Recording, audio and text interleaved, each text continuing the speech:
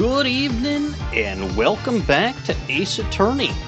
This is my first full stream from Crimson Skyla, my new computer, so I hope it goes well. Good evening, Normans.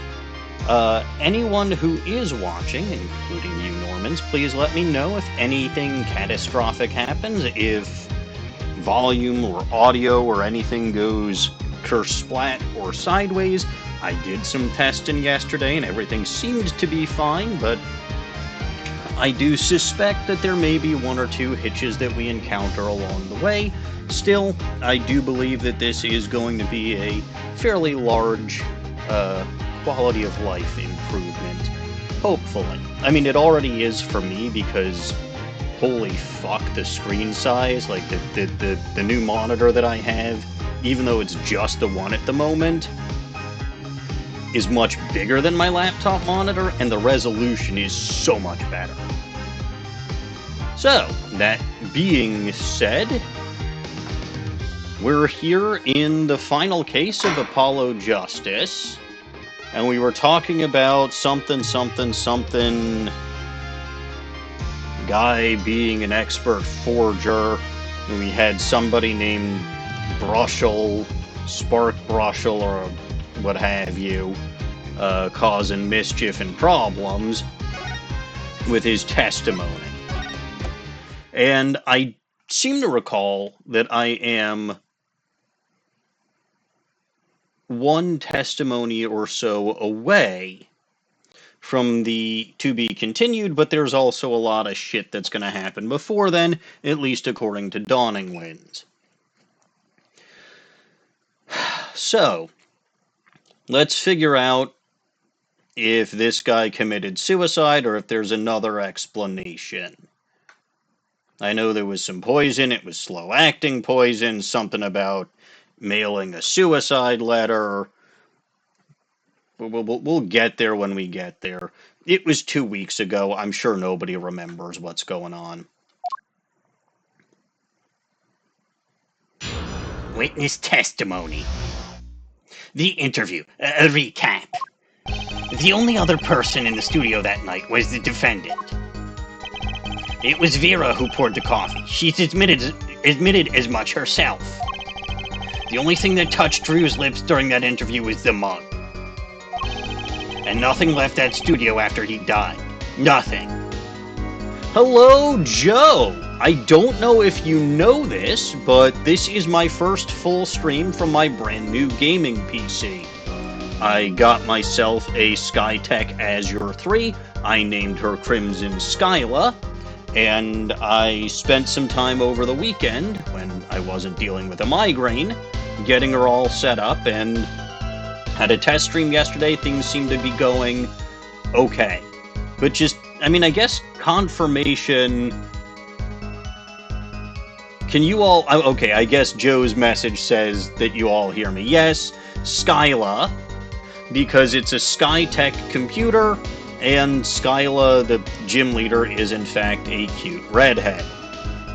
Not merely my favorite Pokemon redhead, there's at least 2 in front of her, possibly more, but still, a very cute redhead and easily Univa's second best gym leader.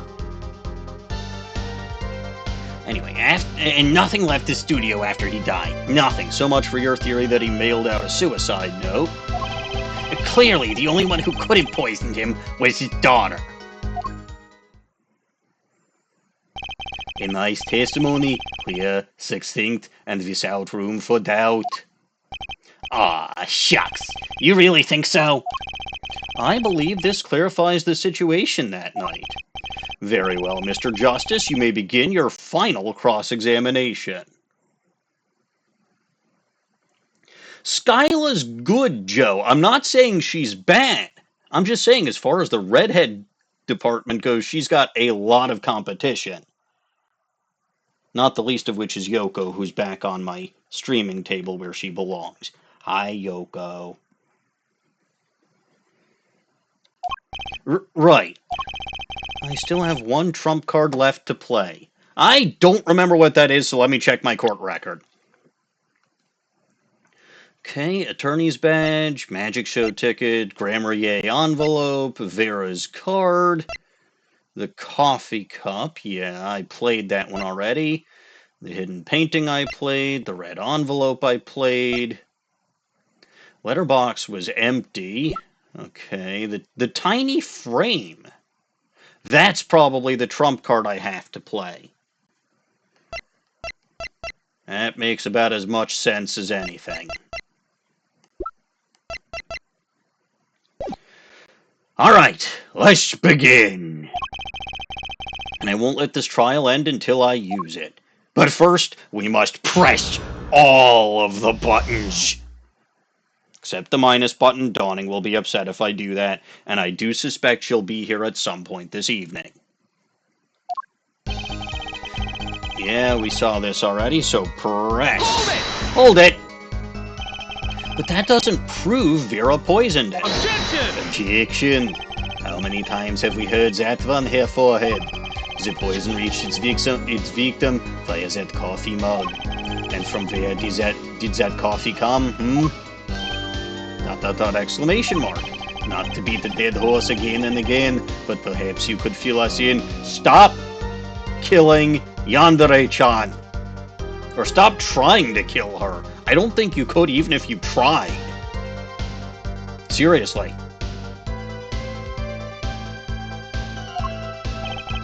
I'm on it. You need a horse to beat? I'm your man. I knew I hated this fucker.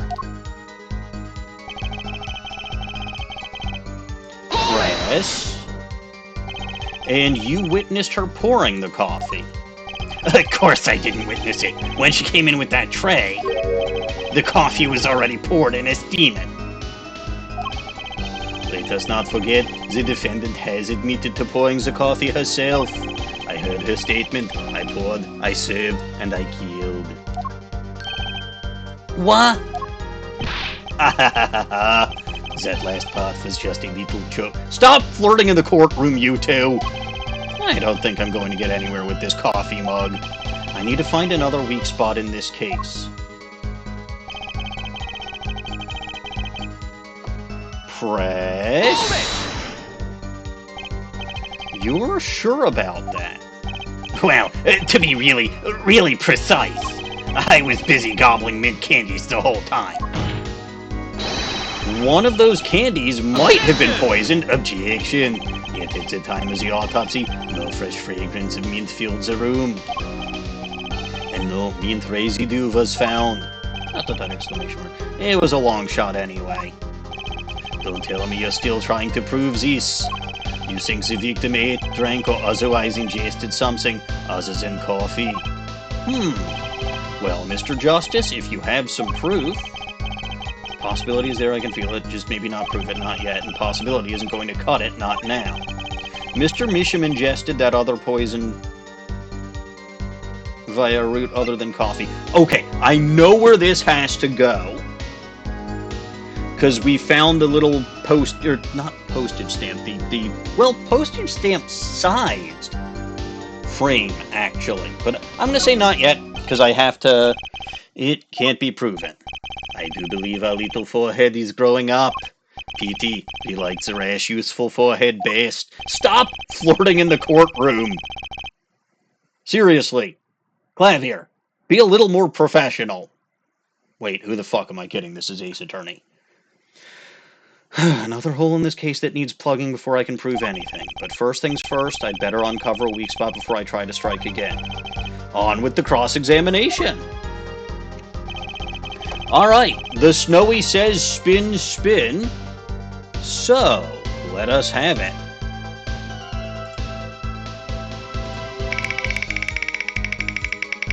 That's the wrong thing. Ach, it's curse me kilts, and what must I do with my Scottish accent? Aye, it's curse me kilts again, so I must do the Scottish accent for 10 minutes. Alas, that's just what we do. Around here, we must obey the wheel. Aye, nothing left that studio after he died. Nothing. Press. Aye, not one thing, you're sure?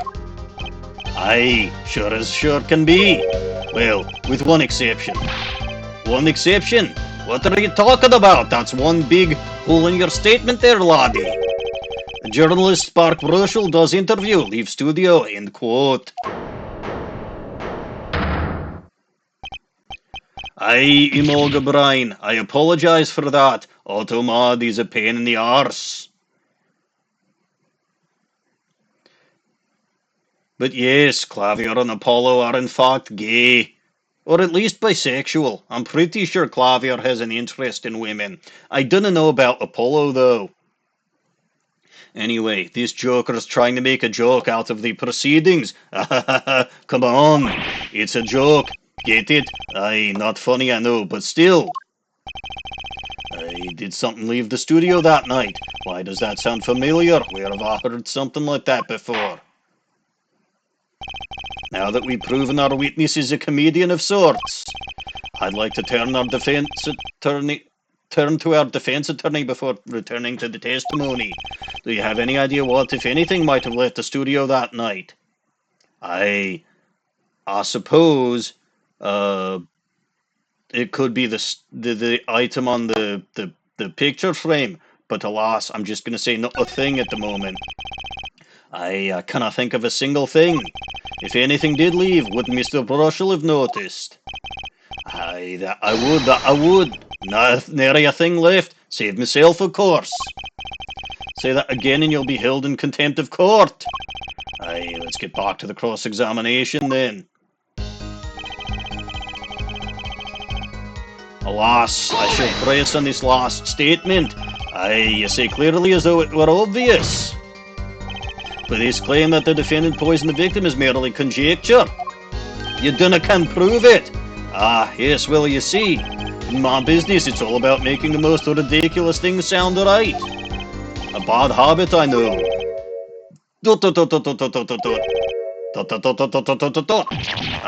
Well, actually, I guess this is more of a case of ridiculous journalist sounds wrong, end quote. The court is forced to agree with you. Please refrain from wild conjecture. I understood loud and clear. If only I could believe that. What do you think, Apollo? Everything he's saying seems so not flawed. Well, it's kind of what you want from a testimony, really. I need to keep my eye on what matters. How and why was Drew Misham killed? Vera poured the coffee. That's not going to change. But if that coffee didn't kill him, I need to find what did and prove it. So we go back to the second statement. Or no, it was actually the third statement. So we got to press on this one. And it will take us to where we have to go. You're sure about that? Well, to be really, really precise, gobbling mint the whole time. Let's keep going. Objection. Time of the autopsy, no mint. But it was a long shot. Didn't tell me you're still trying to prove this. There was something other than coffee he ingested, and I can prove it. Possibility isn't gonna cut it, laddies. So, it can prove it. Proof is possible. I got to risk it. Oh, excellent. Let's see your proof then. Please show us your evidence. What evidence shows that the victim wasn't poisoned via his coffee mug? It'd be this teeny tiny picture frame. I will present the picture frame. Oh dear, he's playing the air guitar. Must I explain this over and over and over? We don't need possibilities here, forehead. We need proof. I know that. You should also know that every proof has its moment. Perhaps you're a bit early. I can tell you what we know at this point. The victim put nothing to his mouth but that coffee mug. At least I didn't get a penalty for that.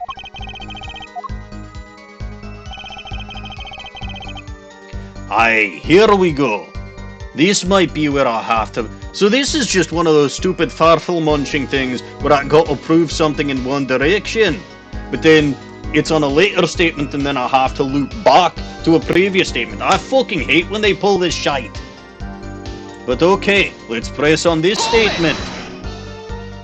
Klavier was right that I was... Like, if this was an actual fucking cross-examination, cross-examining and pressing and presenting on later statements before I... But we didn't know... that. We already know this is not an actual court of law. That having been said,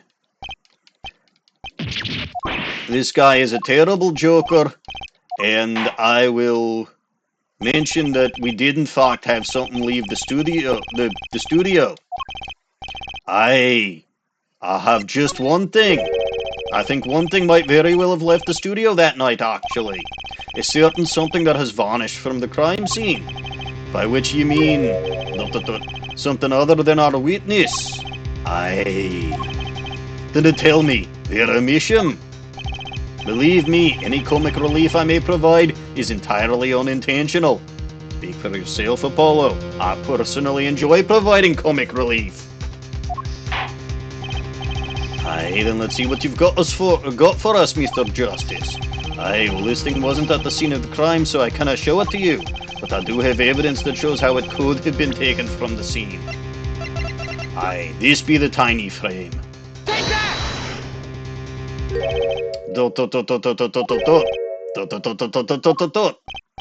I find Prosecutor Gavin more amusing than this guy, really. Aye, if that was comic relief, why do I not feel amused? Eh?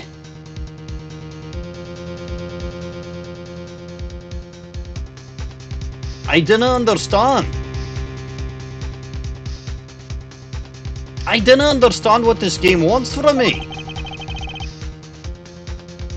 I hope they're gonna go my career in stand-up. I actually have a performance happening at the end of at the beginning of May, actually. Aye. Oh, this one, the letterbox. I see where this is going now. Take that! This is the only link between that studio and the outside world. Aye, letterbox. What did Mr. Brushel just tell us? When he entered the studio on the night of the murder, the victim had just finished writing the letter. Yeah, I said that, and it was true. Furthermore, he went on to tell us that he put the letter in a yellow envelope and put it in the letterbox. Ah, but that very same letterbox was empty, in other words.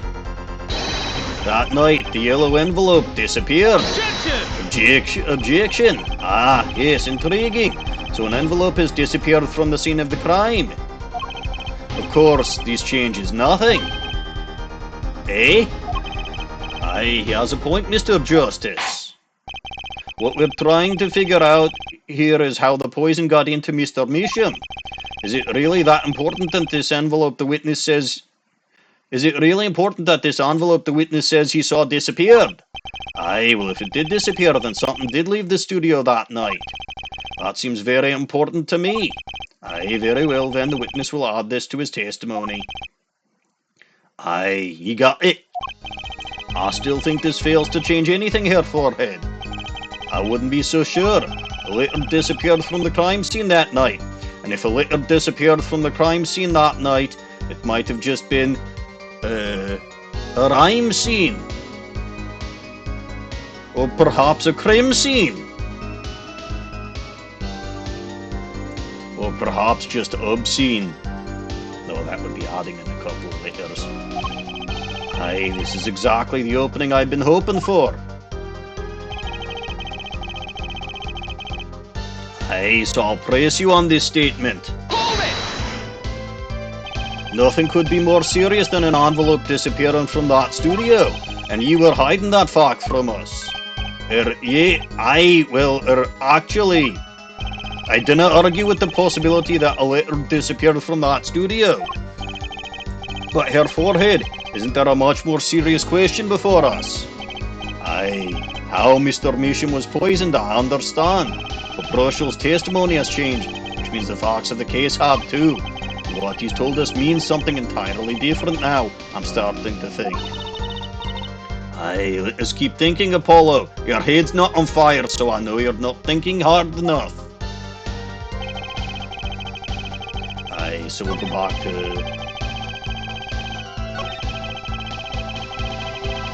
We'll go back here and we'll present... Now's the time to present the who's your what's it's. Also, I'm pretty sure it's been more than 10 minutes. Objection! Objection! Aye, Your Honor. Aye, what do you mean that's... So what the fuck am I supposed to do?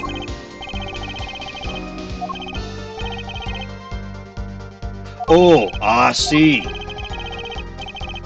Now I'm supposed to go back to the previous statement and... This is all bullshit.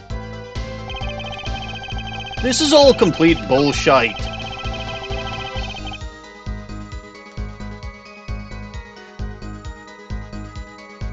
Now we press on this one.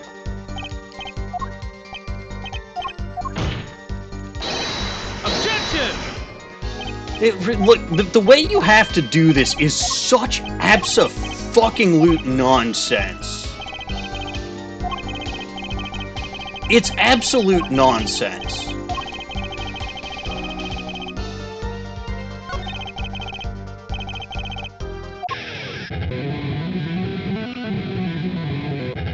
Okay, I think this has changed.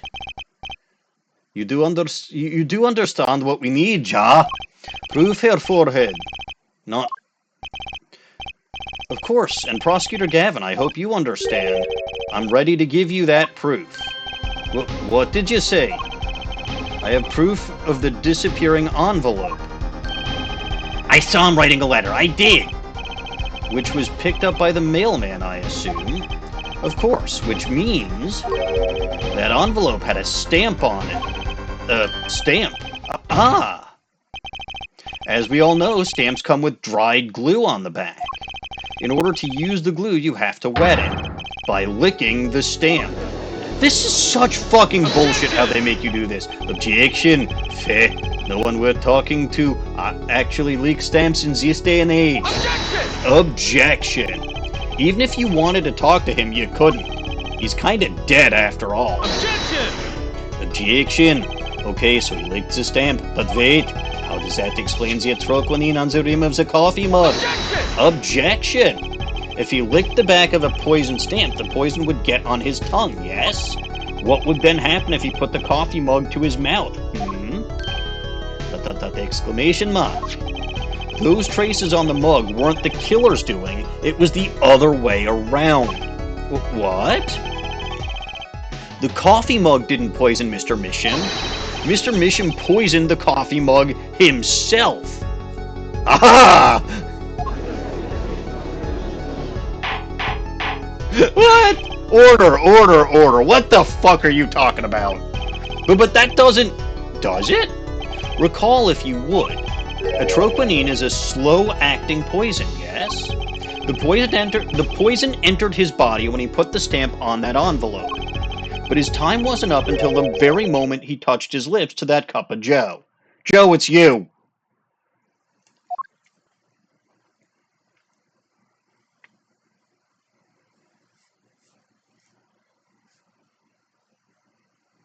And he's doodling on his arm. Yes, I understand. This is making perfect sense, and I smell a story.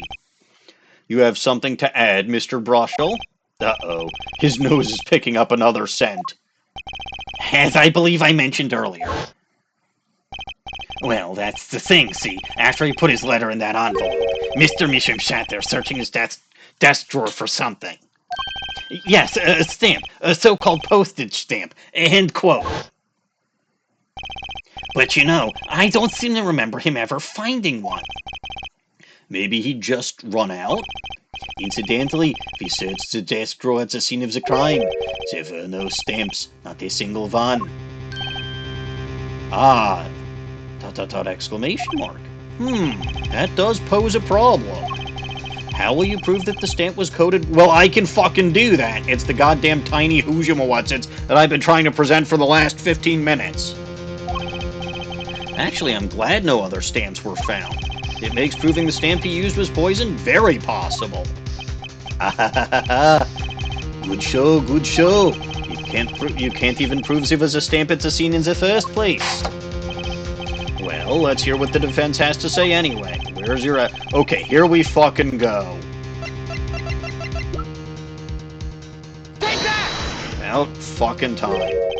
Well, that certainly is a cute little frame. And by little, I mean really little. It was on the victim's desk, Your Honor. Quite empty, as you can see for yourself. I noticed that too during my inspection, so what? Ah, apparently you weren't as observant as you should have been. You see, when you saw this frame, it was missing something quite important. Missing something? Yes, a pale bluish stain on the inside of the frame. A troquinine residue. What? Why wasn't I told about this? Because I conducted the test myself. The frame is only 2 inches square. The base of the frame is even smaller. Maybe an inch wide at most. You aren't saying... Oh, but I am. Tell me, what fits in such a small frame? A commemorative stamp, perhaps? Order, order, order! The poison stamp was in this frame? Impossible. Prosecutor Gavin? Why would he put something like that on his desk? Don't tell me he had it there so he could commit suicide if the mood struck. You know, can I say something? I had a thought, see? What, Mr. Brothel? And please stop jittering around like that. The victim was a forger, right? There's a lot of money in that line of work. Forger forges friends, makes enemies too. End quote. So the poison stamp might have been a murder weapon aimed at him. Objection! Objection!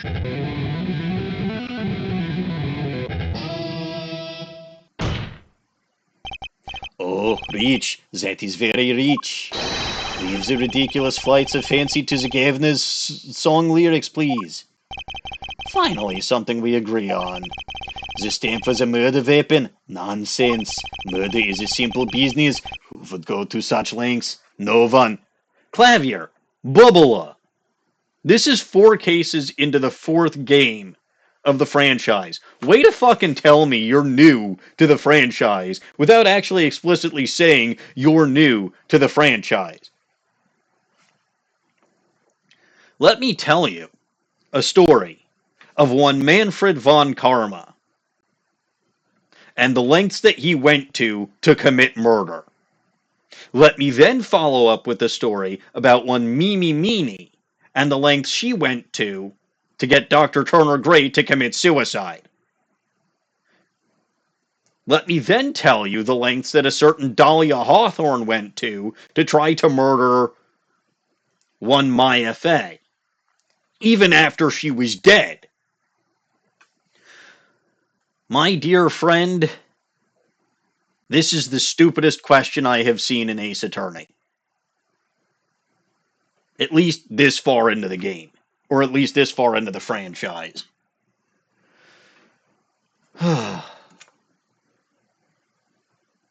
I still going? Is anybody even still here? Like, I'm kind of concerned that no one seems to be here anymore. I'm wondering if my streak went kablooey. Or, not streak, stream went kablooey. Oh, well. Oh, I disagree. Come again? Yeah, one of us has been paying attention to Ace Attorney the last several games.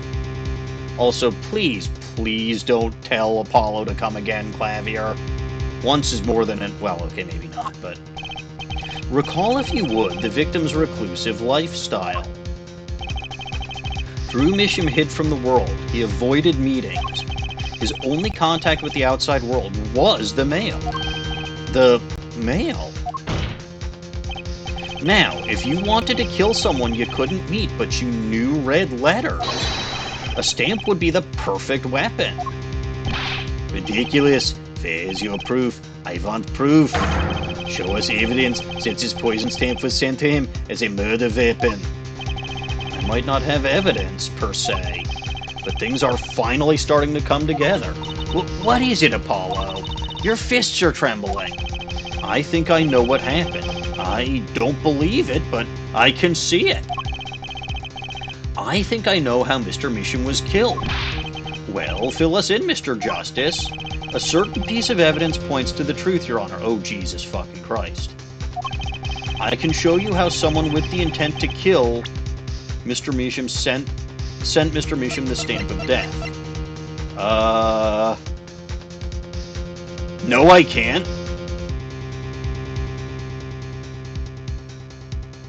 Let me see, what does this say?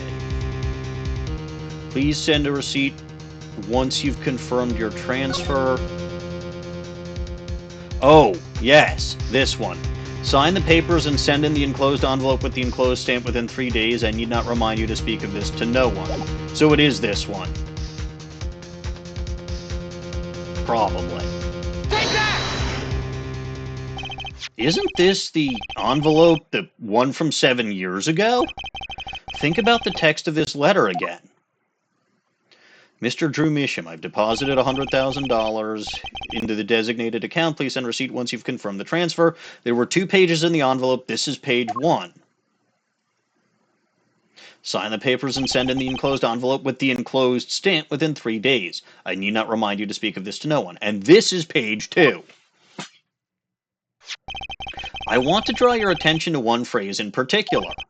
Send in the enclosed envelope with the enclosed stamp within 3 days. The enclosed stamp, Your Honor. Ah. In other words, if I have this straight, which is very difficult to do in this courtroom with at least one bisexual and one gay man in it, but if I have this straight, the stamp, poison, on the stamp, lick, lick, gasp, end quote. Now, what if he had done exactly as the letter asked? He would sign the document, put it in the envelope, and put the stamp on it, right? Then he would put it in his letterbox. 15 minutes wouldn't have elapsed, but 15 minutes wouldn't have elapsed between affixing the stamp and mailing the letter. But the clock started ticking, and when the time came, he drew his last breath. And the murder weapon would be taken away from the scene. Quite conveniently, thanks to the postal system.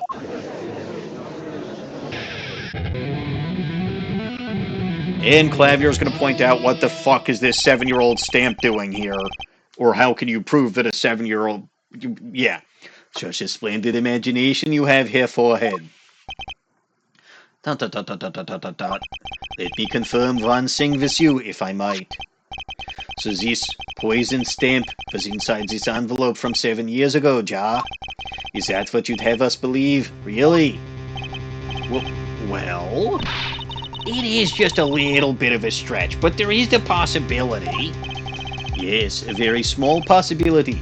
How small, I wonder? A poison stamp in this envelope. Ah, Octane Hyperion, hello there. Good, so my stream didn't crash and go kablooey. I was actually a little worried about that. You see, I'm streaming from a new gaming computer, and I'm hoping that all my settings are right, that everything goes smoothly, but I can't know for sure if no one's poking around in chat and saying, hey, we can't hear you. But yes, here forehead is always amusing. A poison stamp in this envelope. Stamp since then becomes a murder weapon. How do you intend to prove this seeming coincidence? Well, heck, it was 7 years ago and we don't even know who sent that letter. And your answer is silence, I see. Very well, I move to...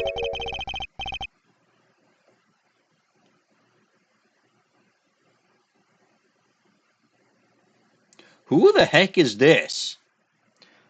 The only other person or people that I know of that speak German are the von Karmas, one of whom is dead. It's not nice to pick on the Fraulein Klavier. ... Exclamation mark. Oh, holy shit. And it's Emma. What the hell are you two doing here? Well, I'm glad that I sound a bit better. I'm still using the same headset. So I don't know if it's the headset's connection to the Hoosier Whatsits or... Yeah, the Domina. Franziska, but it wasn't her. It was Christoph, Gavin, and Emma Sky. Well, like my Christoph... Oh, it was you. So Christoph wasn't actually here. Well, like my Christoph Gavin impression, did I sound like him? Don't quit your day job. Don't you have a crime scene to be looking after, Fraulein Detective? Someone had to come dig you all out of the mess you're making of this case. Mess. You know, none of this would happen if you just trusted in science a little more. Yeah, no, it tracks. It tracks very much, Hyperion. You can find out if that stamp was in the envelope easy.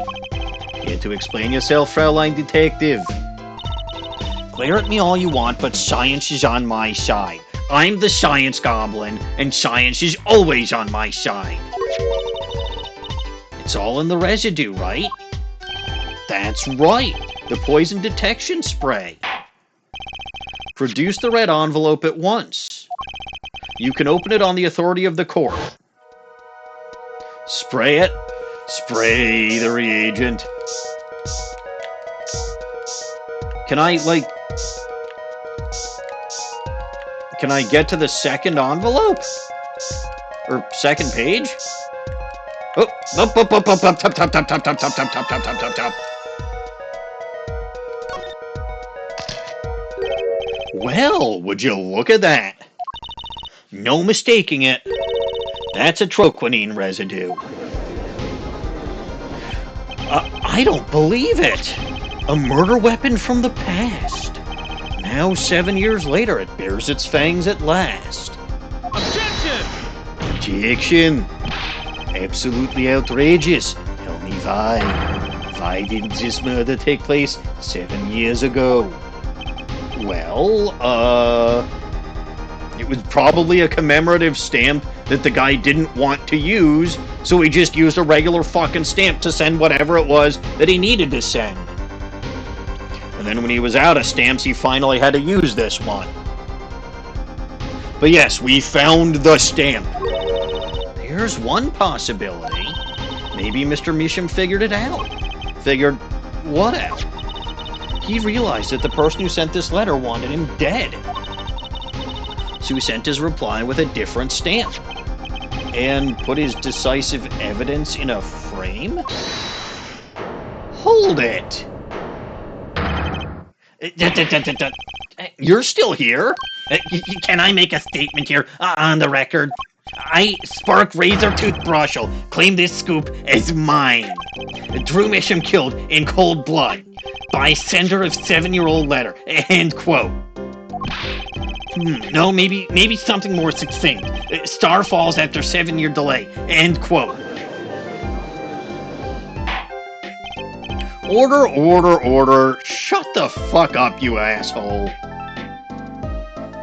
I mean, so they explained this already, Hyperion, but like, this guy was an absolute fucking recluse. He never left the outside world. Literally, his only contact with the outside world was the mail.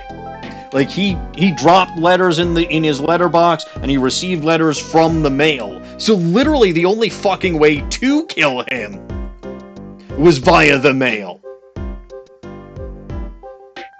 Hello, Shiny Celebi. How are you this fine evening?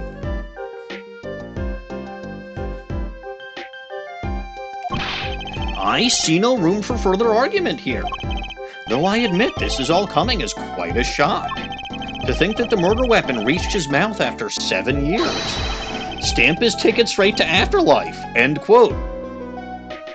Glad to hear it. Uh-oh, I think the witness is a bad influence. All of the witnesses and the attorneys are bad influences on the judge, Trucy. Ooh, chicken and rice is good. Chicken and rice is very good. I see no need for further debate on this matter. The sender of that letter 7 years ago could hardly have been our defendant. Apollo, I think we just won. Very well, this court finds the defendant. Objection. Remember that this is a jury system, or a juris system. Is this the bright future of our legal system? Prosecutor Gavin? A ticket to the afterlife from 7 years ago. Tickets for the Gavin's show are invalid after 2 weeks. But it doesn't make sense any other way. It boggles my mind that so many people haven't noticed this. There's a fatal contradiction in Herr Forehead's claim. A contradiction? A poison stamp was placed in this envelope 7 years ago. Thereupon it was framed until now. Yeah, but why would he use the fucking poison stamp? No, Octane Hyperion. He doesn't just play guitar. When he plays air guitar, it actually plays as if he's playing a guitar. So a lot of these prosecutors have superpowers that are utterly bullshit and pointless. Right? Godot's was basically the ability to summon coffee from wherever the fuck he wanted. And Klavier's is the ability to literally play air guitar. The prosecutors have the most pointless bullshit powers, and I love it. I love every minute of it. I can't wait to see what the next prosecutor's bullshit power is. Though I still think that Godot's ability to summon coffee was funnier. If that is the case, then why would Drew Misham have done what he did? Emma explained that. He must have realized it was poison. But if he knew it was poison, why would he use it after 7 years? Yeah, it is a fatal contradiction, yes. Even if he ran out of stamps, he wouldn't use the fucking poison one. So he didn't know it was poison in the first place. It was probably just a commemorative stamp that he didn't want to use if he had another one. Therein lies the rub. Exclamation mark. 7 years ago, the forger Drew Misham sensed the trap and puts a stamp in a frame.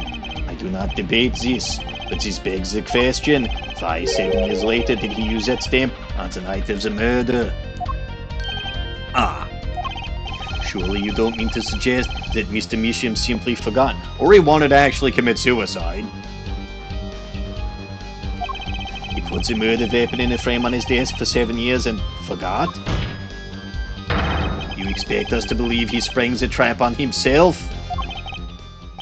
Ugh. Yeah, no, that is but again, I don't think that's the actual explanation. I think he didn't actually know that it was poison and he put it into the frame for a different reason. It was a commemorative stamp. They literally said that it might have been a commemorative stamp. Well, I admit this is all quite shocking myself. It does seem highly unlikely that he would run afoul of a trap that had been sitting on his desk for 7 years that he knew about. Apollo, I don't think we're winning anymore. I am glad to see we are all back in the real world now. Welcome back to reality. We've been waiting for you. Thank you for the subscription, Octane Hyperion. And I hope you all appreciate that I did fix the subscription sound effect. It's much shorter now and doesn't go on for like 20 seconds, 30 seconds, however long. In fact, I think I talked over it so you didn't hear. It's just I have a little dreidel. I could sing that for you if you really want to, but you probably don't. Objection! Okay, then how do you explain the poison stamp that was in this envelope? The poison stamp? Where exactly is this poison stamp again? You brought it to court for us. I see no proof that such a thing ever existed. Objection! You forgot you had Prime. To be fair, I forget that I have Prime too. What about the atroquinine residue, huh? Oh, I agree. That does seem to be a troquinine residue. But her forehead, it's certainly no stamp. Yeah, but even if your precious poison stamp did exist, Drew Misham never would have used it if he knew it was poison. That is all. Irk. I believe we've come to a conclusion. Again! Apollo, we were wrong? Were we wrong the whole time? I can't believe it. The poison traces match up. It can't be a coincidence. I don't believe in coincidences, certainly not in this fucking universe. I'd like to bring some closure to this issue sometime this year. Mr. Justice. Yes, Your Honor. Let's review the facts and see where we stand.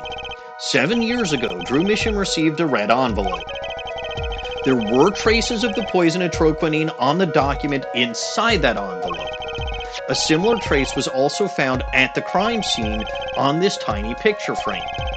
The defense has indicated the possibility of a yellow envelope. Well, more accurately, the witness did that. And I just said, well, that yellow envelope wasn't found at the scene and the mailbox was empty. Even though no one should have. Like, if he mailed that right before the interview and then died during the interview, and the interview was at 9 p.m. at night, there should not have been time for the mailman to come in, pick up the envelope, because the whole fucking place should have been a crime scene, and mail should not have been picked up, but whatever. Anyway, the defense has indicated the possibility of a yellow envelope, an envelope that left the scene of the crime with the poison stamp on it. Yes, but even if this envelope contained the poison stamp, and Drew Misham, knowing this, put it in a frame, he never would have used that stamp. I'm afraid you're right, which means that there is a fatal flaw in the defense's case. I haven't been on the wrong track this whole time, I'm sure. No, the one thing that you're on the wrong track of is why he put it in the frame in the first place. If he put it in the frame for a reason other than knowing that it was poison, then everything else could have happened the way we said. The traces of atroquinine, the envelope, the frame, and Drew Misham's mysterious death. They're all connected somehow. Well, Mr. Justice, do you have a conclusion for us? The defense stands by its case, Your Honor. We've seen that the logical outcome of the evidence makes no sense, if you assume it one way, which means that one of our clues must be a fake. Ah, a fake clue. Fascinating. And if we find this fake, the wild fantasies will prove quite reasonable, Ja. The fake clue that's thrown us off the poison's trail is none other than Drew Misham? The victim was a fake clue? I'm afraid I don't understand. Well, okay, where I'm going with this... Oh, hello, LG. Uh-oh. LG, say something? Something. Yes, I can hear you. Chat, can you hear him? No, seriously, chat, can you hear him? Because yesterday when I did my test stream with Snowy, that was the one thing that didn't happen was that chat couldn't hear MCH when he was in chat. But okay, looks like Hyperion can hear you. Excellent, I fixed it. Fantastic. Anyway, how are you, LG? And welcome to my first stream on Crimson Skyla. I am doing pretty well. I forgot that you guys had the Daylight savings time thing? Yeah. Yeah, that just happened. Yeah. I knew that it happened. I simply did not clock what that would mean for us. Literally, clock. Oh. Anyway, Crimson Skyla is in fact the name of my new computer. It is a Skytech Azure 3. I know Azure is not red, but it's a Skytech, so I named her Skyla. And Skyla, the gym leader, is a redhead, so Crimson Skyla. Checks out. Alrighty, so let me tell you where we are. I have just accused Drew Misham of being the fake clue. And where I'm going with this is that we're assuming his motivation for putting the thing in the tiny frame was that he knew it was poison, but we technically don't know why he put that in there. Hooray, these words mean nothing to me. Well, if you have a script, the line that is currently on the screen is that the victim was a fake clue. I'm afraid I don't understand.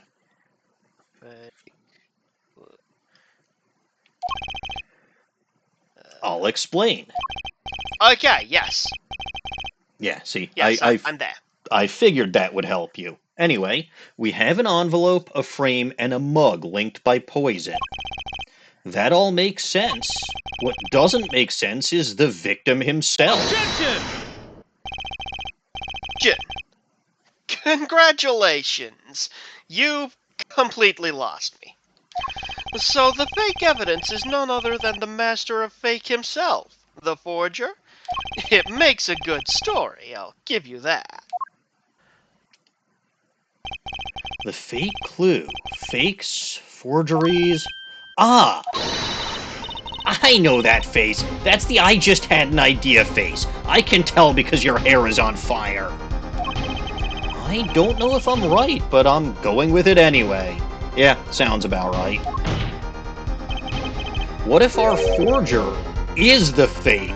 In other words, it wasn't his body that we found. It was a fake body. Come again? That's the second time you've told him to do that. Stop flirting with him in the courtroom, Klavier. Seriously.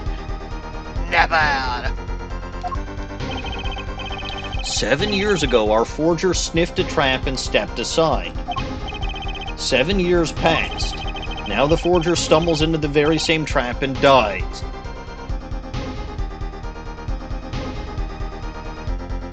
Why? That's what I want to know. Because the forger who was killed was a fake. Okay, now I'm fucking lost. Here we are again. The victim was a fake?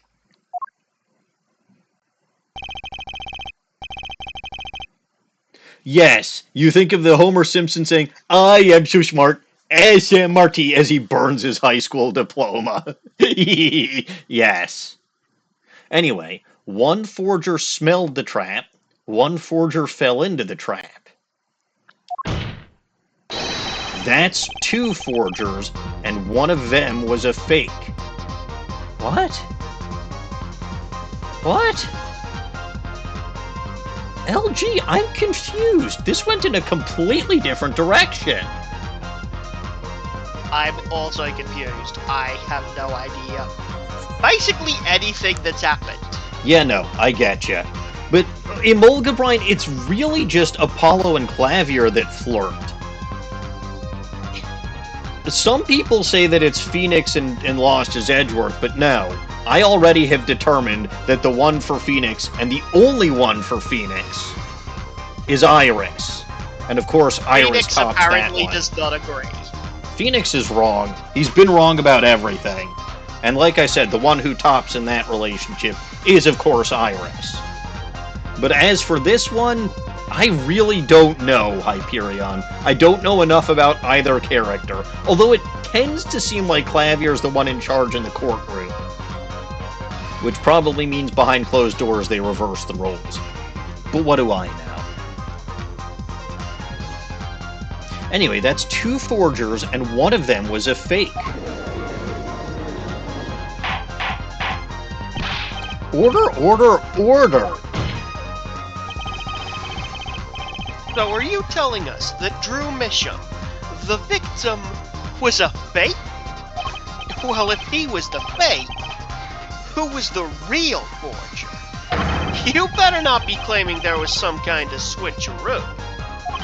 I'm afraid you're going to have to back up your story. Mr. Justice, show us just who the real Drew... I mean, if you're asking who the real Drew Misham was, he was still Drew Misham. If Drew Misham wasn't the real forger...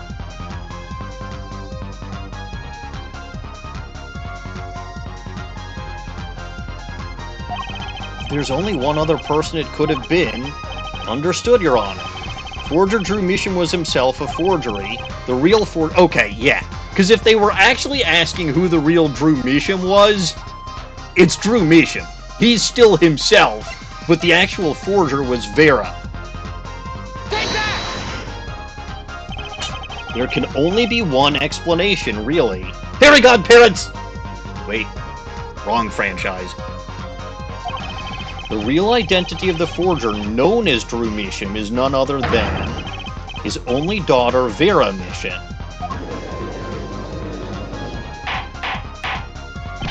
Order, order, order! Mr. Justice, this is going out on a limb, even for you. I kinda agree. I mean, Vera, a forger? Let's consider it before you write it off entirely. If you look at the paintings in the studio, one fact becomes quite clear. Forgery had been taking place in that studio for quite some time. Oh yeah, it wouldn't be fairy godparents, it would be attorney godparents! Kinda like Phoenix is, to Trucy. Except, I guess he's sort of a stepdad, not a godparent, but whatever. Close enough! Forgery had been taking place in that studio for quite some time. The forger wasn't caught in that trap 7 years ago. This can only mean that the one who was caught in the trap wasn't the forger. Well, actually that does make a certain kind of sense. How old is Vera? She would have been 12 7 years ago. It's not impossible, but I bet you that's where Klavier is going to go next. One more thing. Only 2 sets of fingerprints were found in the forger's studio. Drew Misham's and Vera Misham's. Dot, dot, dot, dot, dot, dot, dot. If we know that Drew Misham wasn't the forger, that leaves only one possibility by process of elimination. The forger was Vera Misham. Well...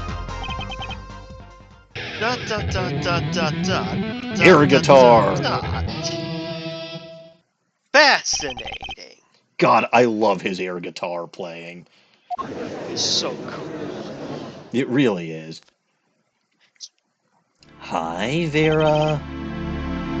Vera Misham. You've been paying attention to the trial so far.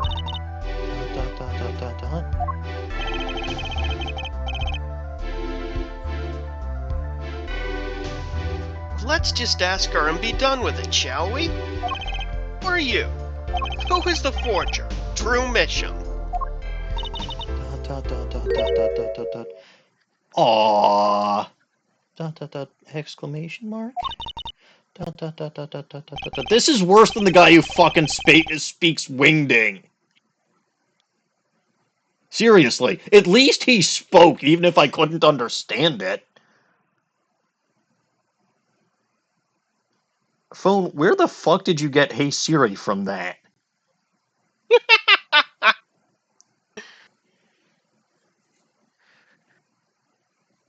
Yes, we get it, Klavier. You have sex. You're a rock star on a rock idol, whatever. You also put on... Actually, he does put on lipstick, so maybe he does bottom. Although, I guess just because one puts on lipstick doesn't automatically make one a bottom. I don't know. Was that an expression of emotion I saw on her face? Oh, wow. She's staring holes into Prosecutor Gavin's face. I'm used to being stared at by the Frauleins, believe me. Though they usually talk to me, too. Tell us, were you the one who forged those works of art? Oh, good, she's doodling again. Oh, it's a smiley face again. Yes. ... exclamation mark. So the forger Drew Misham was you?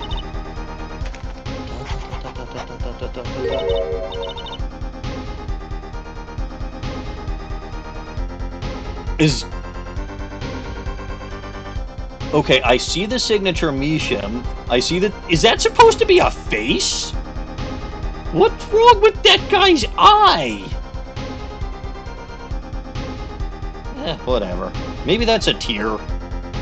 That's probably a tear. Yes, it was me. What? What? The court was in an uproar and it wasn't coming down. We had to break for a 10-minute recess. To be continued. Well, that's certainly a thing. We are going to save my current progress. Saving, please do not turn off. Saving complete. All right. This seems like a good a place as any to take a quick break, so I will do that. Seems like the stream has been working relatively well so far. I'm very glad. But all right, I will take a quick break. I will return very shortly.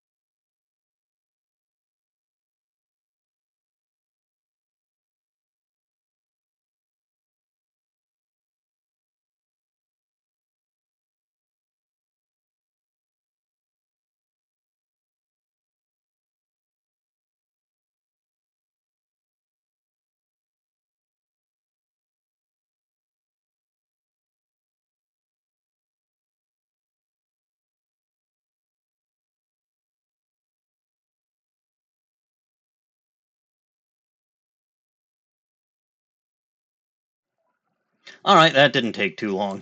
I'm back. All right, let us zoom back in on this one. And yeah, let the Metagross get out. That, hopefully, won't be my BRB screen for terribly much longer. It does depend on how long Sirius takes, but Sirius will take however long Sirius will take.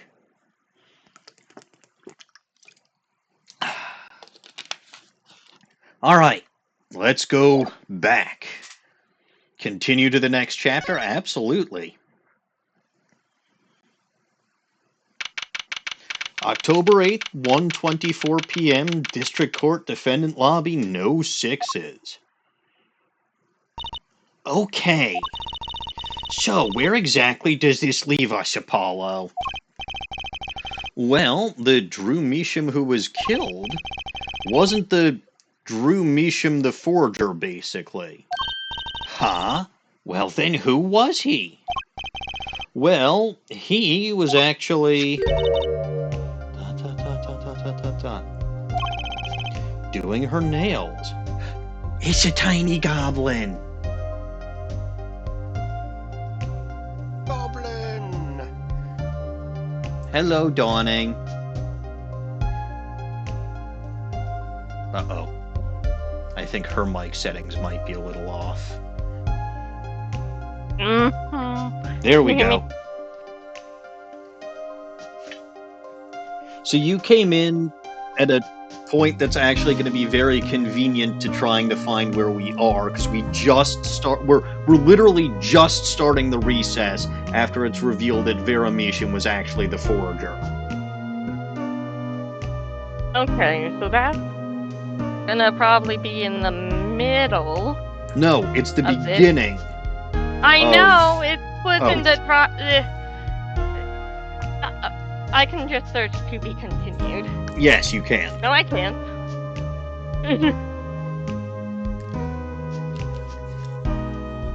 Oh, yes I can. I just have to not... It's the B. Okay. Okay, I think I'm here. Okay, how was rehearsal this evening? There are so many children and none of them know their lines. Oh boy. And your performance is what, in a week or so? Roughly. Yep. Oh, That's gonna be fun. Like I said, children. Also, they broke our swords. They should have been swords, then they couldn't have been broken. Well, they're pine swords. Oh. And I pine see. isn't a very hard wood, so we had to fix the swords. My dad had bought oak because he realized he didn't want to keep having to fix swords. Yeah, that makes sense. And there are children who hold the swords. That makes So sense. statistically speaking, you're gonna have broken swords. Yeah. Kids Probably. like that. Or hurt children, or both. Well, the children haven't gotten hurt yet. Well, okay. But it was statistically one or the other. Anyway, doing her nails. So, you really made those forgeries. Their father. Oh, she's doodling. Perfect. I'm glad that you say that, Hyperion, because again, the one issue yesterday was that nobody could hear MCH, even me. But anyway, your line is... Okay, yeah. Could you tell us how it happened? My father was a painter. I loved painting ever since I was a child.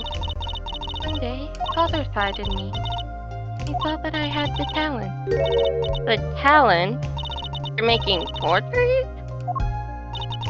How should I say it? It was not only paintings I made, and the materials I could make anything. Anything? Father was so proud, and I so happy. But in the end, I was making clothes.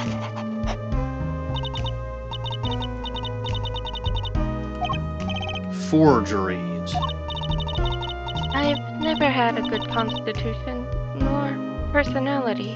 Hello, Ashy854. Welcome. Never seen you before, but thank you for stopping by. I'm Maniacal Engineer, the actual me who runs this channel. The other two me's that you see are Lone Guru Ruman What's up? and DawningWinds. Hi! I know very little of the world outside my door. ... I assume she's doodling. She was at one, she doodles quite a bit. I wish that script that you two were... By the way, these two are looking at a script. I'm playing the game straight up. I don't know what's happening. I don't have a script. I know what's happening. And LG has a script, but still no idea what's happening. I wish the script actually mentioned when when there were like little animations that happened, because That would be helpful. it would be helpful. Well, No, because of me. I would say that I'm just starting my Apollo Justice Ace Attorney, but I'm technically ending the first game. This is LG. LG has technically changed his avatar, so I don't blame you for wondering who it is, Normans. For a moment, I thought that was a Sonic, but I don't think that's a Sonic. Is it a Sonic? That's not Sonic. It's not Sonic the Hedgehog, but it's a Sonic OC. Okay. It's Sonic adjacent. This does Yeah. remind me. I have something, like, I recently remembered something that I did. I stumbled across it while I was looking through files on my old computer. Well, my old computer. The one, Dawning, that you saw in the picture that I sent. Like, the laptop that's, like, still on the floor. The Dell. That was my college laptop, which I still have. I used Does it run Star Trek Armada? No, it's Vista. It does not do well with Star Trek Armada.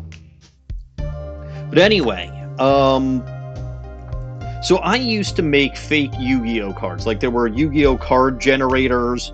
I'm aware. Let me tell the story first, and then I'll lose the glasses, so that Lose the Glasses doesn't lose its 5 minutes from this. But what I used to do, and I actually got pretty involved in this, was I made decks using the original 3 Sonic games: Sonic the Hedgehog, Sonic 2, and Sonic 3 and Knuckles. And looking at it, like, the different zones were all field spells, right? Yeah. So, you would have Flying Battery Zone was a field spell, or, Labyrinth Zone was a field spell, right? All of that. Then you had traps for various hazards. Things that you would find, like the power-up boxes were equipped spells. It was actually fairly elaborate. You could play either a Sonic and Friends deck, or you could play a Robotnik and his Badniks deck. And the main theme of the Sonic deck was to get your Sonic or your Knuckles up to Super or Hyper, and then, you'd basically smash through just about anything. The main gimmick of the Robotnik deck was to summon Robotnik and use various equipped, whatevers to give him his armors or his giant death robots. It was actually quite good. Unfortunately, I bet it wouldn't be good now. Well, it probably wouldn't be, but, like, Yu-Gi-Oh has power creep so much since then. It's fucking nuts. I figured the two of you would still appreciate that, though, because it's both Yu-Gi-Oh and Sonic. No, that is very fun. I like it. I just think if you tried to play it now, you would be bamboozled by the fact that the time limit ran out on your opponent's first turn, and you lost for it because they did a little bit of effect damage. To be fair, I'm pretty sure that I gave. For that now. To be fair, I'm pretty sure that I gave Hypersonic 9,999 attack and 9,999 defense, but with a major caveat. Like, the caveat, so Supersonic had less attack, but the other thing being, like, each field spell, each zone had a certain number of rings that it put on the field. So, let's say that, Flying Battery Zone had 10. And you could basically equip those rings to any monster on the field. If you summon Supersonic, 1 ring per turn would go bye-bye, and Supersonic's attack and defense were dependent on how many rings he had equipped. And then when he ran out of rings, he'd go back to being regular Sonic. Hypersonic consumed 2 rings per turn, but his attack and defense didn't depend on the number of rings he still held. And then again, when he ran out of rings, or couldn't sacrifice 2 rings, right? If he only had 1, it sounds he'd like go back a less to regular Sonic. upsetting acid golem of destruction. Anyway, back to actual Ace Attorney. That's cute. You think he would last more than 1 turn? To be fair, in the day and age of when I was making it, he probably would have.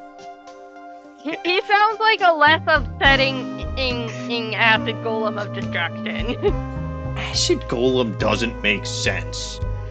Alright, Glasses off and timer starting now. Yoko, please keep an eye on these. I know very little of the world outside my door. ... Now, because of me, Father is... Do you know about this red envelope? I remember that envelope. It was some time ago. So, you were already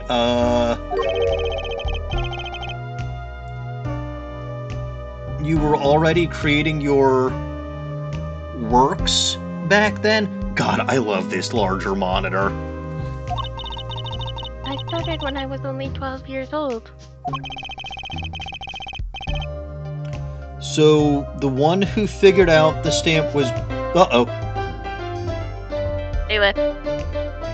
Ash, thank you for the follow. I'm assuming that's you who followed. I hear the audio cue and I saw the robot. That's But thank Ash, you yeah. for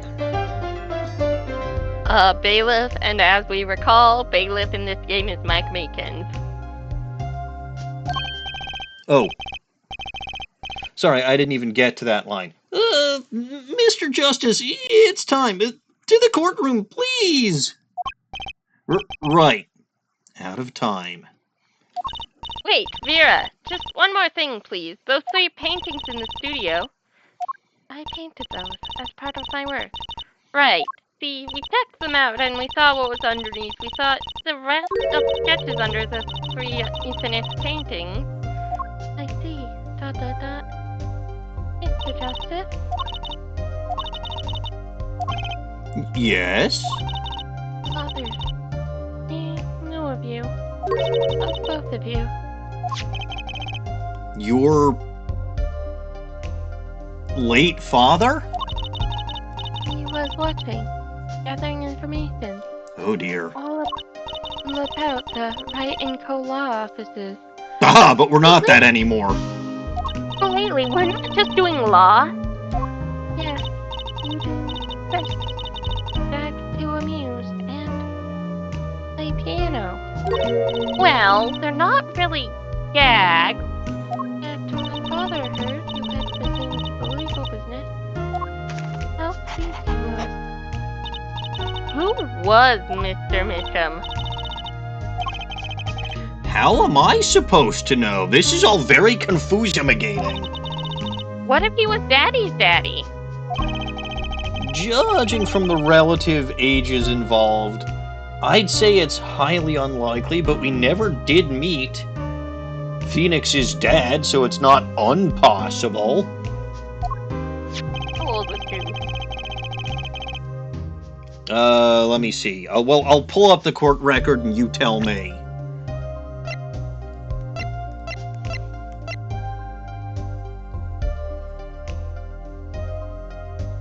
Yeah, that just looks like a squiggle to me, even on the big monitor.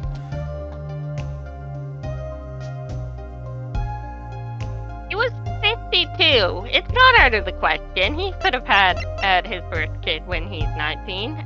Or Yeah, at least it's not... timeline-wise, it's not that unreasonable. It really isn't. Things are already confusing enough. Does that... Hold on, does that actually say what I think it does? I can't tell because I can't see. Yes, it does. Okay, things are already confusing enough with all these daddies running around. Including Klavier, who's your daddy, Apollo? I don't know if he's into that. No. I mean, he's into Apollo, or he's into Klavier, but... We were, well, okay, I wouldn't say we were debating earlier, but what we were talking about... You were debating. I was. Well, okay, I'm not sure which of them is the top in that relationship, but I know in Iris and Phoenix, Iris has to be the top. Oh, 100%. Yeah. Because Dahlia sure as hell would have been. Yes. Anyway. We know that the victim's daughter, Vera, was the forger. What does this mean for the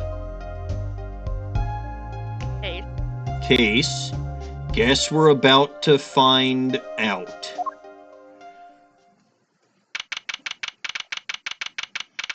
Oh, good. Green squiggles, green squiggles, green squiggles, green squiggles.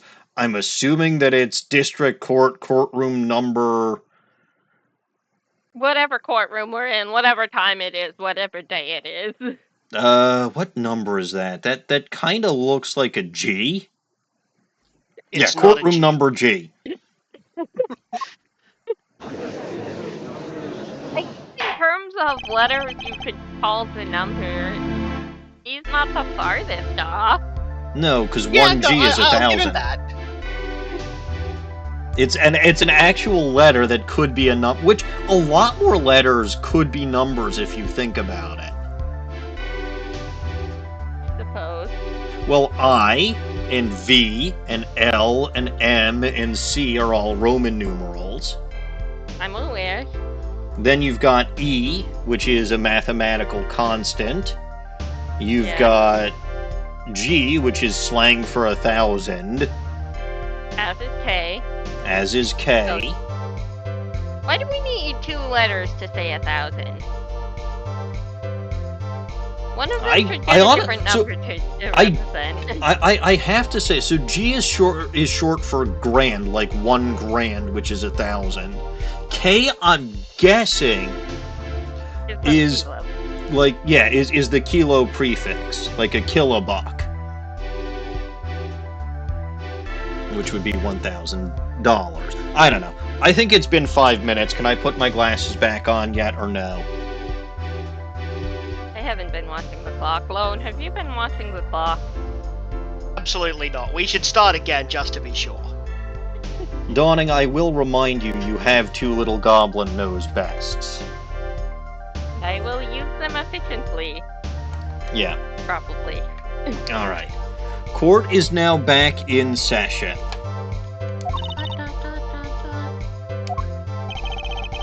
Vera seems pretty tense. Dawning, how do you think we resolve her tension? I think she needs some time to draw somewhere quiet. Yeah, that sounds about right. I was gonna say a massage, because massages can help with tension, but not all tension responds to that. Yeah. She's practically chewing her... Oh, God. That would hurt. Why do I get a feeling that's gonna come back to bite her, pun intended? Well, she's the one biting. Because, so here's the other thing. They've been making a big fucking deal about her constantly doing her nails with what I assume is a very specific polish. Yeah. This is another Chekhov's gun situation. They wouldn't keep making a big deal out of it if it wasn't important. God forbid a girl being... What if there's poison in her nail polish? That feels improbable. I mean, nail polish isn't meant for consumption. But if someone knew she had a habit of biting her nails...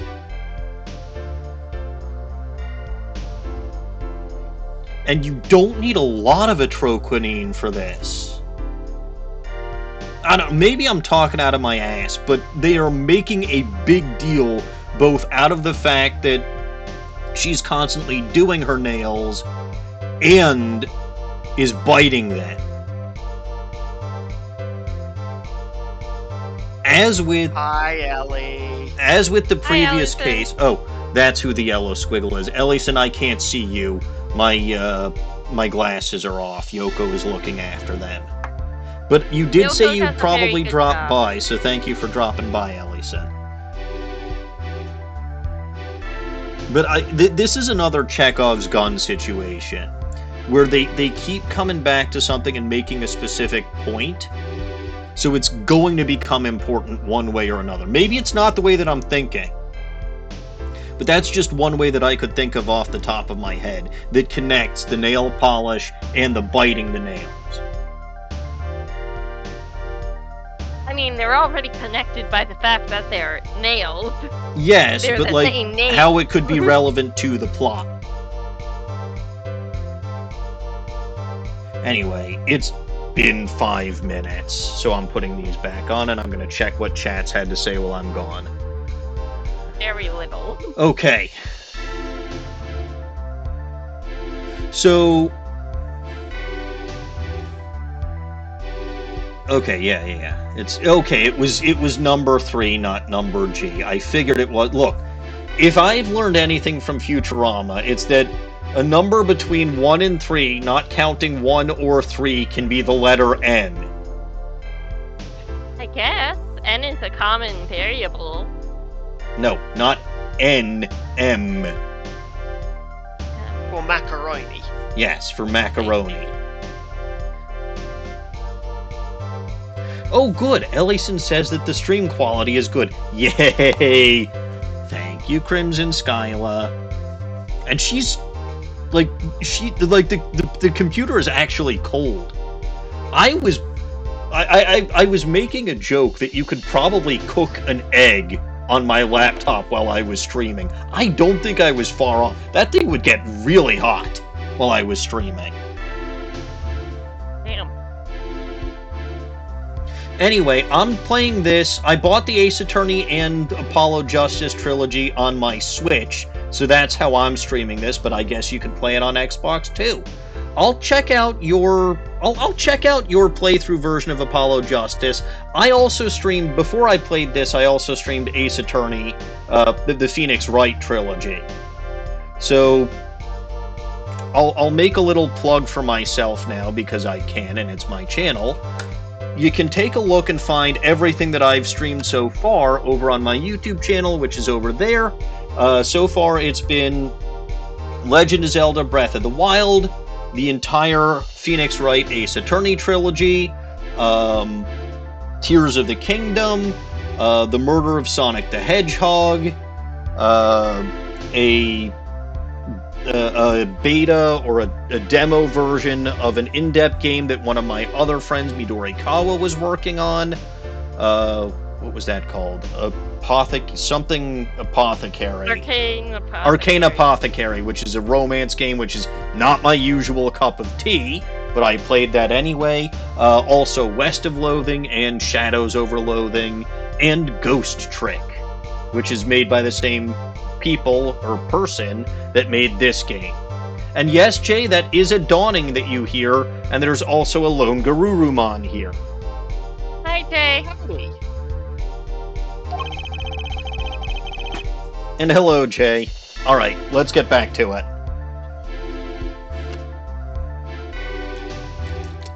So I already said the line, or at least I mentioned the line about her biting her fingernails off. So it's Klavier's line. Hello, dear Correct. Klavier, right? Indeed. Perhaps you could begin by telling us how it all worked. How did you set up this Drew Misham forger persona?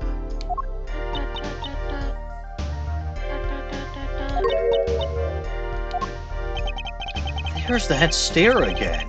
She's drilling more holes into his head. And those I aren't know the kinds it's of holes that Apollo can... Never mind. Hard for you, but hey, he's a handsome guy. No, it is very difficult for Apollo when Klavier gets attention from anyone that's not him. How many problems have I caused myself so far? None. None.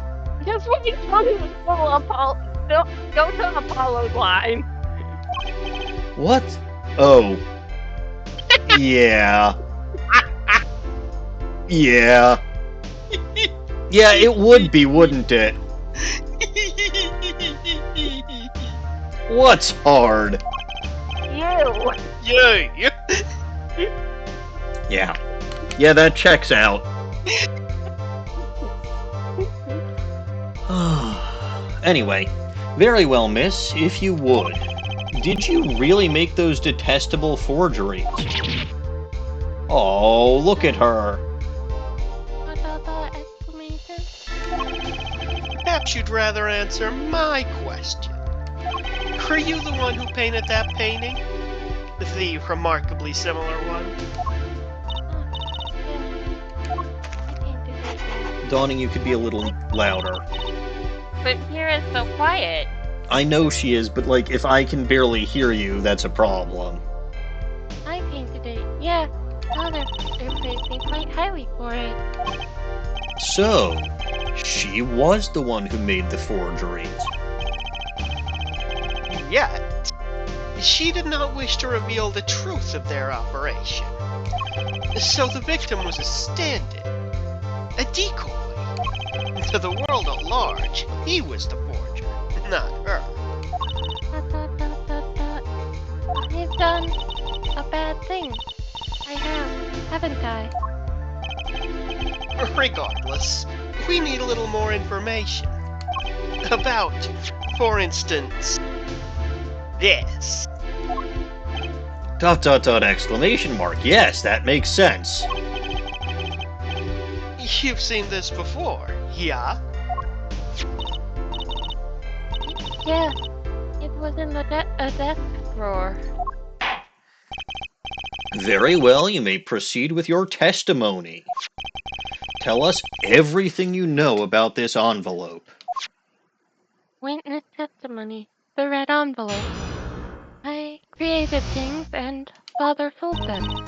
This envelope came after my first work. That was other than a painting. Father handled the deal. All of it. I received the stamp that was in that envelope. It was after that job that we moved to the current studio. Huh. Interesting. There certainly was much of great interest in your testimony. Not that the witness realizes. The victim certainly doesn't realize it. He kinda dead. I should hope not. If the victim's realizing things, we have to figure out which Faye is in the room. Maya, where are you? What kind of an answer was that? I mean, she's in another country, I think. Yeah, see. Very well, please begin the cross-examination. Right, okay. I need more information about this forger, so I have to get to this girl's bottom. I mean, this Drew Misham. Cross-examination. Press on the first statement. Hold it! So, these things you were making, you mean paintings identical to other paintings, right? The closer they were, the happier Father was. I was happy too. Still, you're quite young now. When did you begin this work? My first painting was sold when I was 12. Your Honor, she had no idea what she was doing was illegal. She really didn't. Objection! He was 12. Objection! Easy there, little attorney. Who you callin' You're not little, here to- buddy? You're not here to defend her for the crime of forgery. True. Please tell us more about this envelope. This envelope that may very well have killed your father. Well, not the envelope itself, though. What if the envelope itself? It was a What if stamp the in the envelope- envelope. What if the envelope took out a knife and stabbed him? An envelope using a letter knife the wrong way. Exactly. An envelope using a letter knife to stab someone in the shin. And you know what's funny about that? I stab people in the shin, but I'm not an envelope. No. Shin is technically a letter. In the What Hebrew language? alphabet. I see. But it would be using a letter envelope to stab a letter knife to stab a letter. Yes, it would be. Anyway, that's the second statement, so... By the way, I'm very glad my battery recharged. Holy fuck, that last segment was atrocious. Anyway, press. Hold it! By other than a painting, you mean you'd only done paintings up to that point? Yeah, but Father had a realization. He noticed my talent extended to making things other than painting. For instance... For instance, a letter someone had written, or a fingerprint left upon a cup. I'm sorry, you could fucking duplicate fingerprints? How? Or a signature Very on good a, at forgery, you see. or a signature on a document. A seal upon a letter. None of this makes her sound very innocent at all. I mean, to be fair, when I was 12, I'd probably already been forging my mother's signature quite a bit. Most 12-year-olds had. Ed. I'm Here- speaking as someone who never did that. No, here's the thing. And this has all come out ages ago. I'm not revealing some big secret that my family... Like, my mom... I showed my mom one of the things that I'd signed, and she actually thought she had signed it. I think you've told me this. It was that convincing. Yeah. And, yeah, no. Subsequently, of course, it came out, and I got busted, and... The really, really weird... Well, okay, if someone looked at it under a microscope, they would have seen that the pen strokes or whatever were left-handed, not right-handed, because that does make a big difference. Right, but Microscopically it looked, speaking. but it still looked very similar to someone who was just looking at with their eyes. Correct. And again, And most of the time, a forged signature only really has to be convincing to someone looking at it with their eyes. yes, very, very... I mean, for something like this, yes. For someone trying to pass off a letter or a, whatever, then no. Like, if you're actually trying to pass off a letter or a document or something, like, most people are going to want to actually examine it a lot more thoroughly. And so they would take it and put it under a microscope or for further analysis. So they would see... So I couldn't forge anything written by anyone who was right-handed, which is Right. most of the planet. I bet Vera's ambidextrous. It wouldn't surprise me. She is a woman of many talents, it seems.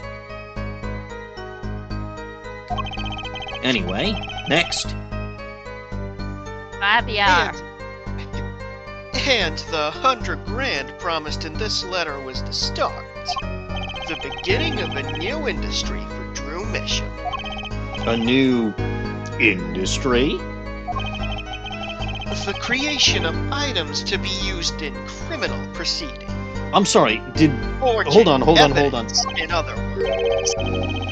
Was that made clear from the... That might have been made clear from the letter. I don't remember. But Klavier's making the claim. Yeah, that wasn't made clear from the... Klavier's making that claim whether he can prove it or not. So, I was gonna say, I don't remember anyone saying that this was specifically for forged evidence. But okay, Klavier, whatever. Uh-oh. Uh-oh. Uh-oh, indeed. We're pressing on the third statement. So, you didn't know how the things you were making were being used? Enjoy painting very much. I think I understand. The Fraulein has lived in an unusual little world. Can you tell us what happened to the papers that were used in this envelope? Father signed them and sent them back, I believe. Did he follow the instructions? Send in the enclosed envelope with the enclosed stamp.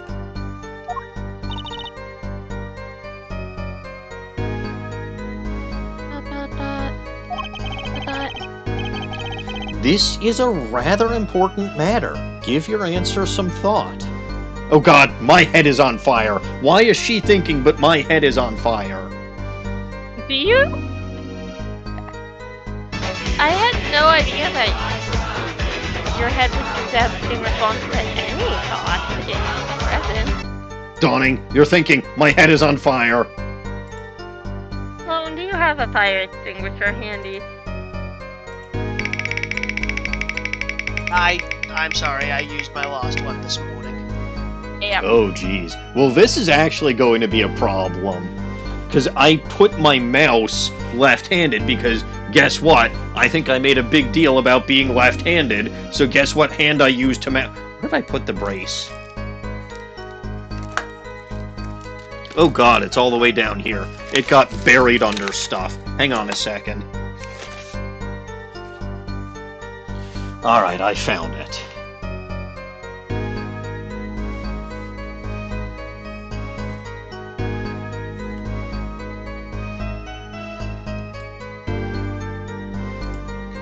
Alright. So I said this line about a rather important matter. Give your answer some thought.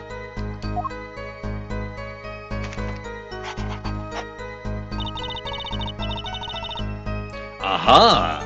So let's press on this statement. What do you mean you received it? Did I do something wrong? You didn't use that stamp because it was dangerous, right? Deadly poison on the back, a troquinine. Objection! A moment, Herr Forehead. Yeah, objection leading the witness. Jesus fucking Christ, Apollo. Way to act unprofessional. Clavier's never done the same thing. Well, yeah, but... ... exclamation Oh. mark. God. You can't force an answer upon the witness. Now then, perhaps you would tell me, Fraulein Vera, why did you receive this stamp? Is something wrong?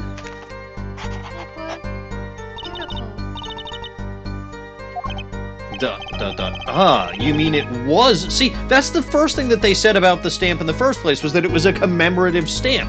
Like, I didn't say that any... Like, when Emma brought up that, you know, Misham figured out that it was a trap and didn't use it, I was like, okay, that's a weird direction to go in.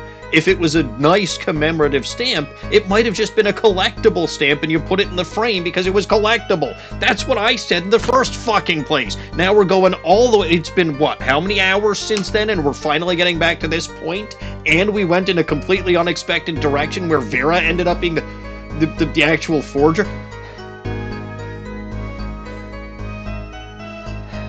Slow down, me. We're not old bag.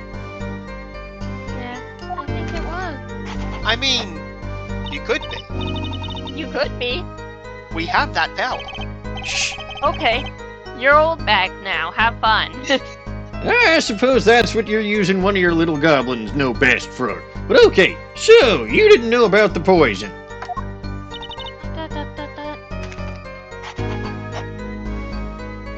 Oh, that's a very sad face. I guess not.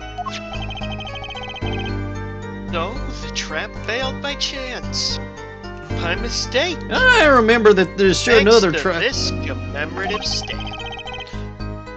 I remember there was another trap that failed at the beginning of this game by complete chance and happenstance. We had Phoenix Wright happen to put his hand in his pocket and found a playing card in there. That stupid snipper-wapper Phoenix would have been fooled if it wasn't for that. But then again, the stupid snipper-wapper who made that trap was, what was her name, Olga Really? Who the fuck puts the card in, like, so long before the actual trap is supposed to be sprung? You should have put that in sometime during the game, not while Phoenix was eating his dinner. You stupid snipper-wapping Olga O'Reilly. You call yourself Quick Fingers O'Reilly. You're not really that quick. You're slow as shit. I'm Oldbag. I can talk faster than you can deal cards or deal traps or anything like that because you're just so dumb. Kids these days wouldn't know their traps from a hole in the ground. Maybe the reason she put it in place is so quick, so early is because she was too quick. No. She's too stupid. You don't put the bait for a trap anywhere where the potential victim would have the ability to tamper with it. You don't want to be like this. Goes back to that one step ahead tango fellow from Ghost Trick. He always thought he was one step ahead, but the problem is when you get to be too many steps ahead, you actually end up falling behind because shit happens in directions that you didn't anticipate. You could potentially have anticipated that Phoenix would have put his hands in his pockets. Idiot goes walking around with his hands in his pockets all the time. And the longer that card is in there, the more of a chance your trap's gonna fail. Sprite in this game without his hands in his pocket. He really doesn't. He only has bench sprites in this game with his hands out of his pocket. So the bottom line is, Olgo really was a stupid snipper-wapper. And all these traps fail by sheer coincidence. But yeah, that must have been quite the close call. And now we'll press on the last statement. Hold it! Hold it right there. You mean you moved to where your current Drew studio is?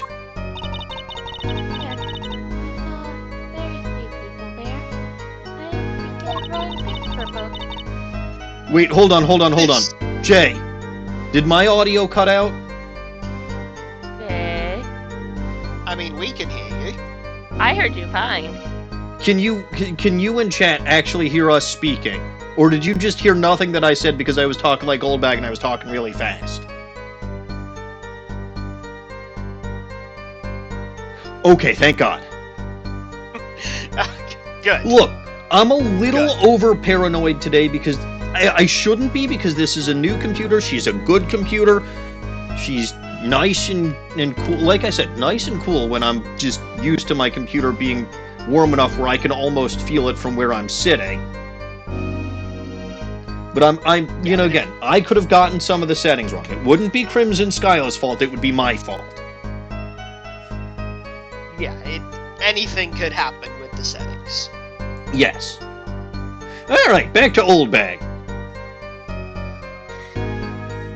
This single job. Did you say your line about drawing picture books yet? I didn't hear. I was too caught up in Jay with the... I did say it. Okay, good.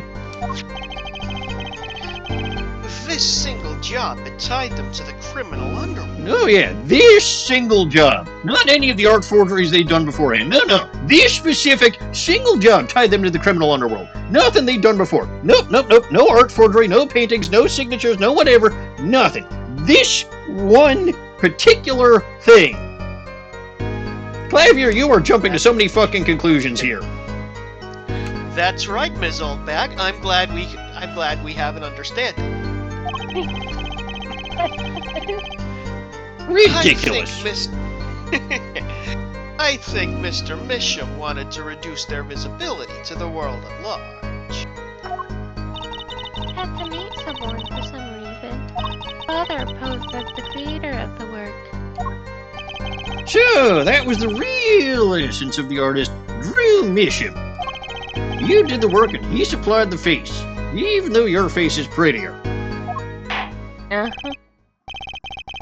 So, you really didn't know anything, did you? You really are just a stupid snipper-wapper. You had no idea how much danger you were in, or that anything you were doing was illegal. Alright, case closed. You're innocent. Who's guilty?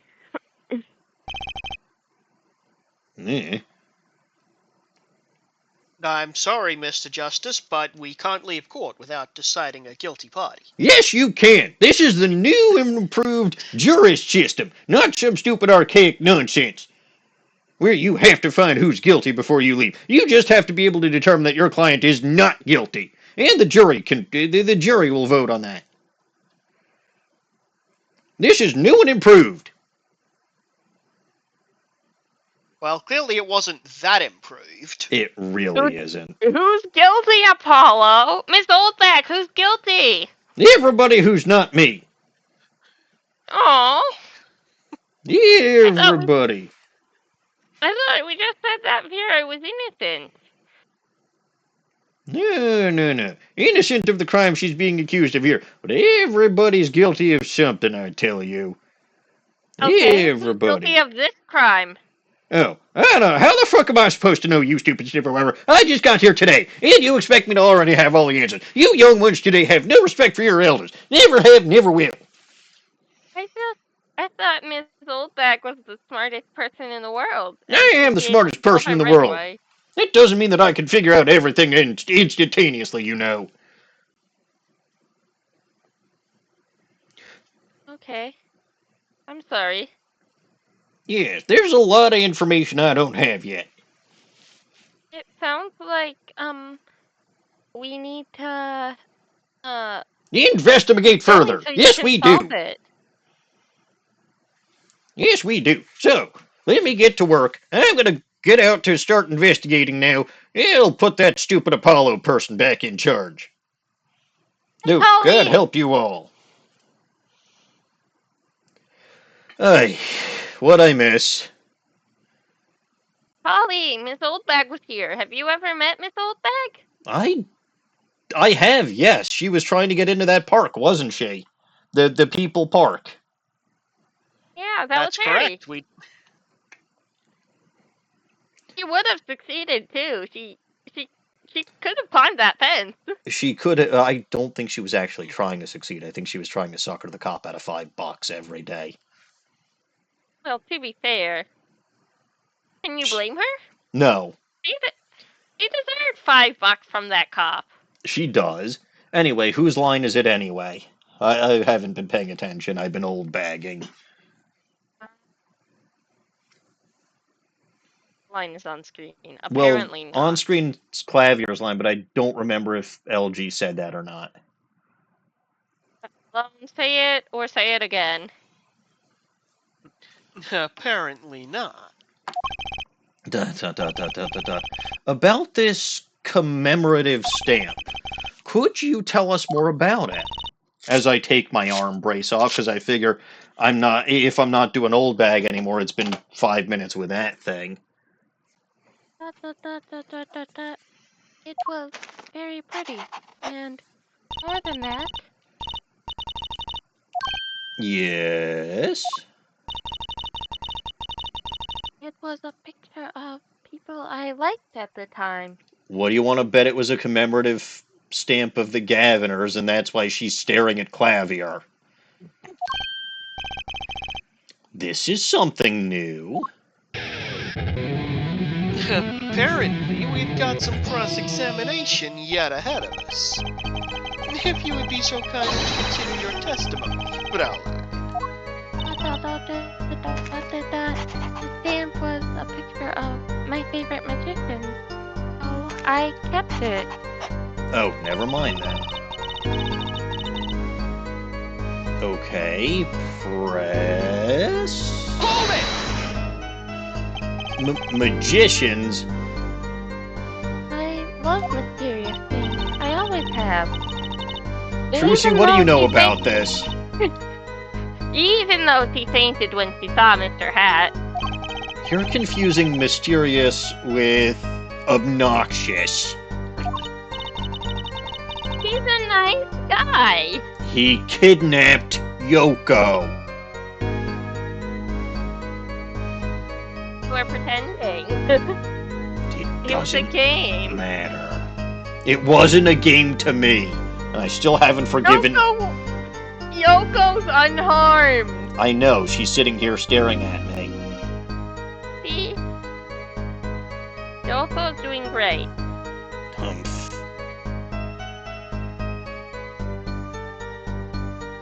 Mother took me when I was very young.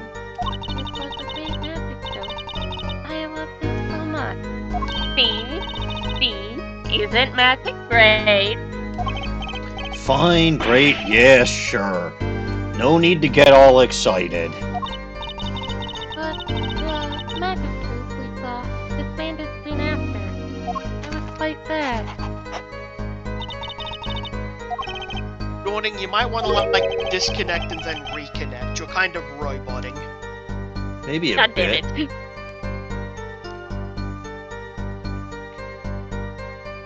Did she just say what I think she just said? So apparently she likes the Grammariers. Better now? Yes? Good. Magic Troop. Now, where have I heard that before? The red envelope came after she'd completed her first job. That makes it a letter from her client, whoever wanted a forgery made. Apollo? We're close, we just have to piece together the parts. A deadly weapon in a red envelope. And the path it took to take Drew Misham's life. Okay. Let me check my court record.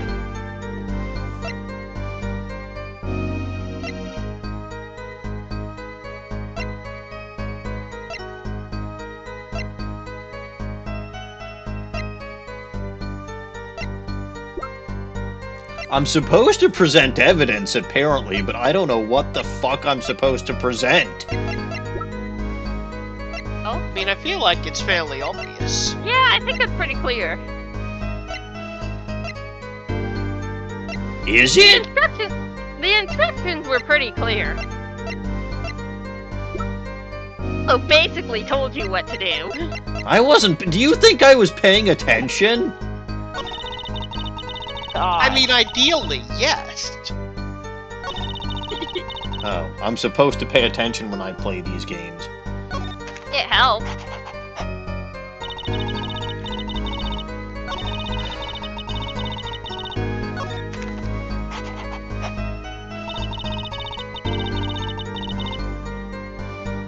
So am I supposed to present something on the last statement about the Grammariers?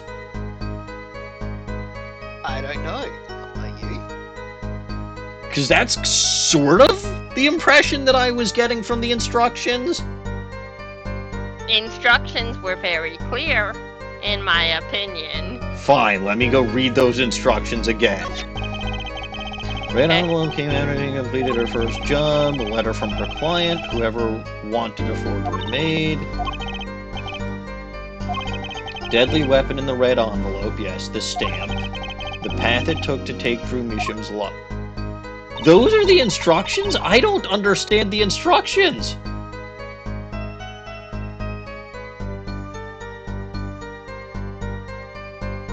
Instructions unclear. Please explain.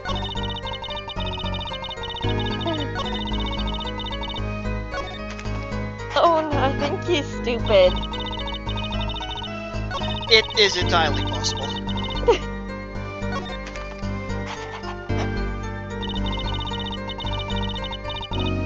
If I press on the last statement again, does that give me the instructions again? Magicians. Okay.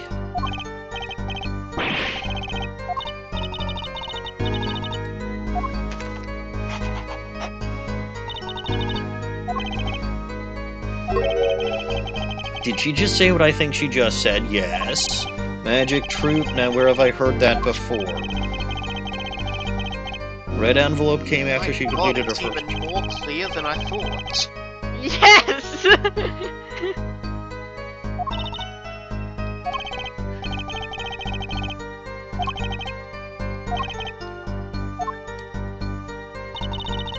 I am very... I don't have a script, you two! I feel like even without the script, it shouldn't be a difficult thing. Okay, but here's the thing. If it is what I'm thinking it is, why the fuck does it matter? We'll get there. I mean, does it matter? Why that it matters so long as it's a logical next step? No, because there's nothing logical about it. If the instructions say to do that, we can figure out why it matters later. Okay, so it's if I'm basically to... directly following up on something she said.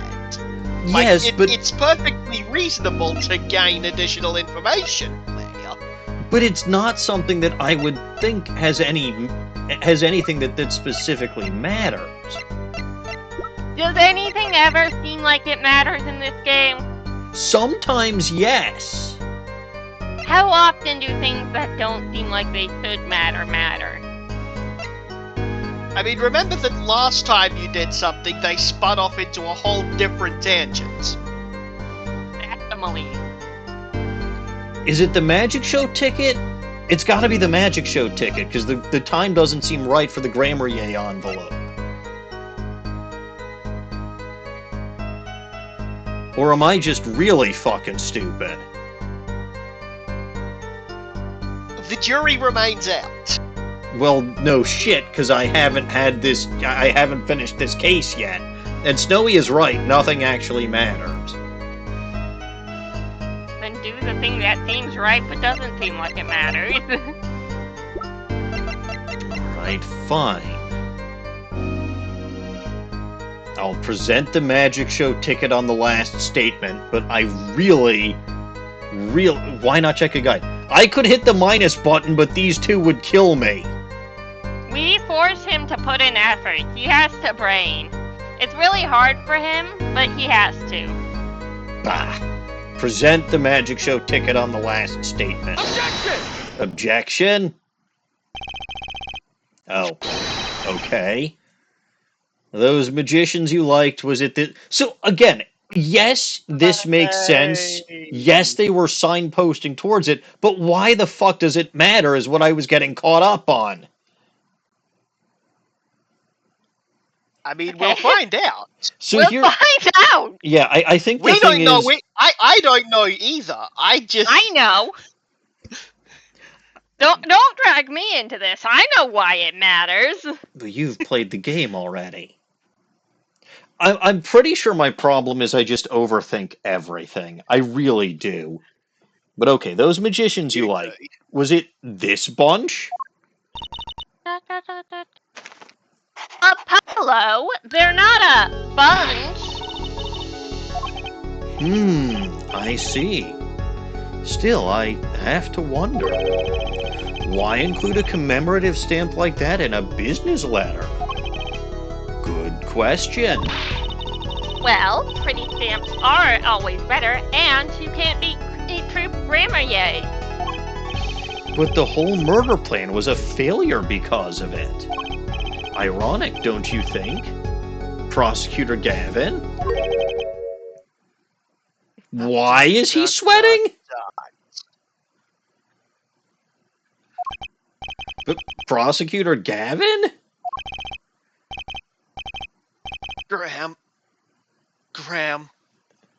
Grammarier. What's with Gavin? Might I ask just one question of this witness?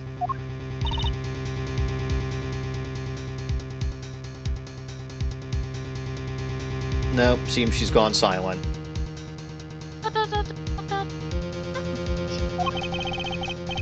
In your testimony just now, you stated this was your first work that was other than a painting.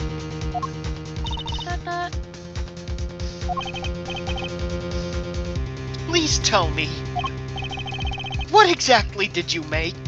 That is a question, but I don't know. Like, I would have thought that pressing on that particular statement would have led us down this particular rabbit hole. Not, like, this is such a bullshit way of... Because I should have asked the question, okay, if you didn't make painting, what was it that you were asked to forge on that particular statement? Can I ask why? No! Answer the question! Now! Ooh.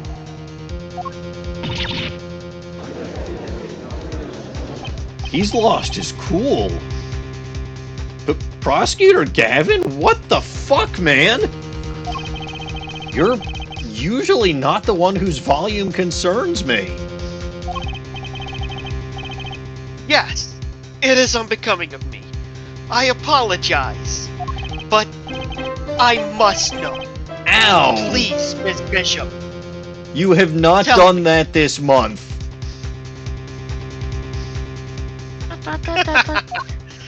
It was a book, a single page in a book. A book?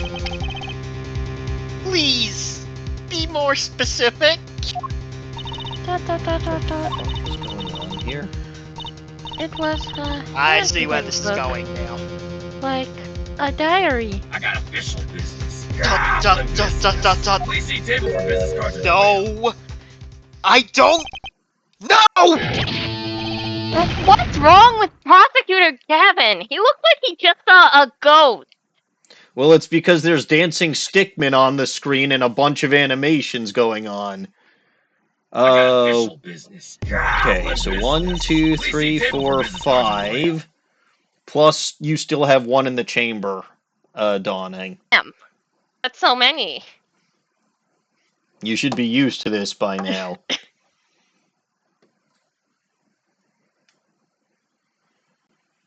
I mean, you So can hard share to with make LG good if use you of- want. I'm happy to share with Please LG see table if for he business has cards on any your way ideas out. for how to send them. Oh god, I'm always bad at this. It's hard to pick during Ace Attorney because the things that do anything interesting are so limited. Well, you're the one who's streaming during my stream that you could do things that are more I got interesting official in. business. Goblin business. I Please see have table only for business one cards on your way out. weekday off from So- rehearsals, and that's the one. I know. But, Jay, this is chaos, and chaos is fine. I assume upside down and glasses off are going to be 2. What I got stupid official voice you business. want? Goblin business. Stupid Please see voice table you for business want. cards on your way out. Is Oldback the only stupid voice we've done tonight? I had a double wheel spin with 10 minutes of Scotchguard when Snowy stepped in and redeemed his wheel spins. Gotcha. Let's go. We've old bagged. Yep, We've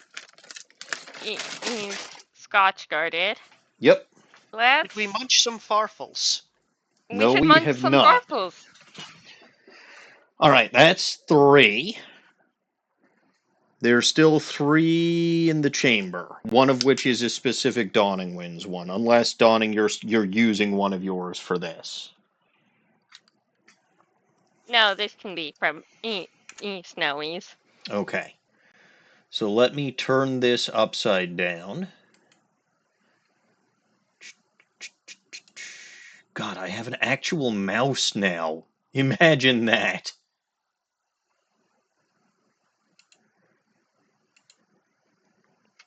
All right, upside down. Glasses off. Yoko, please keep an eye on these. And very well, we will farfel munch. But it does not seem to be my line. It's Clavier's. It's me! It's you. Ms. Misham, this book. Was there a picture of a silk hat on the back cover? Yes or no? What is this nonsense about a silk hat? How did you know? What is going on here? Objection! Objection! I do not appreciate being left out. Prosecutor Gavin, the defendant is answering all of your questions. Stop badgering her. That does say badgering, yes? Yes. Yes, I inferred it on context. Dot dot dot dot dot dot dot. Did you nothing? Happy. Your soiled lead mentor. Nothing. What? What are you talking about? Solid? Who? Hey. You're peeking a bit, LG. Right. Oh.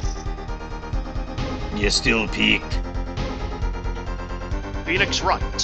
Who else? Daddy?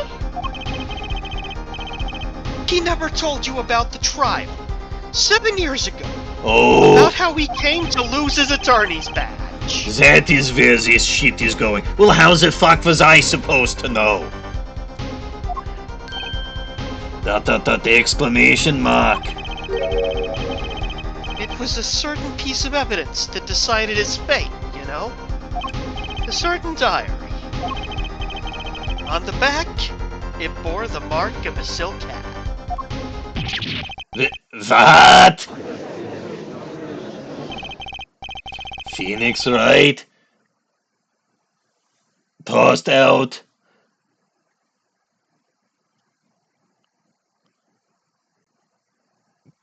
Of the... Well, that does not say prosecution. That would not say prosecution. Opt out of the prosecution by Paul's evidence. No, I think you get tossed out of the prosecution office for not working there? Yes, that would be why. And for snooping around during yet another murder. But whatever this says, Phoenix Wright tossed out of the whatever Farfelmuncher by false evidence. And the Aren't you so forger. happy to hear that, Von Karma? Yes, for back in my day, false evidence was requirement. Aren't you so happy that false evidence isn't allowed anymore? No! False evidence Aren't made you- my life easier. Aren't you happy that Phoenix Wright doesn't have a job anymore? No, because now I can no longer haunt him in the courtroom. No, but you can haunt him anywhere else. No, I can't. I am confined to a courtroom for my entire existence. What, you think I can haunt him when he goes to the toilet? No, of course I can't. Who do you think I am? A ghost. 9. I am a prosecutor spirit. So you're bound to the prosecution, Ben. I am bound to where I committed my crime that eventually got me executed. That would be this very courtroom. Oh, was this courtroom or not? Also, you mean the elevator? 9. I was not in the elevator. That was the whole point, and why no one ever suspected me. There was no suspicion. The vicinity of the elevator? Meh. I am free to roam around the courthouse as I see fit, but I cannot leave the courthouse. So Okay. perhaps I could haunt Phoenix Wright if he is in the courtroom bathroom. That would be funny. Actually, it was this courtroom. It was courtroom number 3. See, I told you. I am correct. I am always correct. I didn't. Correction. No correction. I am correct. Therefore, I do not need to issue a correction. Anyway, and he is the forger who made that would explain why Drew Misham was especially interested in Phoenix Wright. There is just one problem with this theory. Phoenix Wright is way too much of a fucking do-gooder to ever use forged evidence, ever. And nobody in their right mind should have ever believed that he actually ordered it and presented it as forged evidence. Anyone with half a brain would never have believed it, which is why I know it could only have happened in this universe where nobody has half a brain cell. Mia Fey? She was dead. She was, but when she was alive. But she was dead. Actually, sometimes even after she was dead. Yeah, but for some reason I feel like she wasn't in the courtroom that day. Too busy making out with Diego Armando in the afterlife. I thought he was still alive. What makes you think that? He murdered someone. It was justified. It was not self-defense. No, it was goblin defense. Arguably more justified. By your logic, perhaps, but not by the prosecution.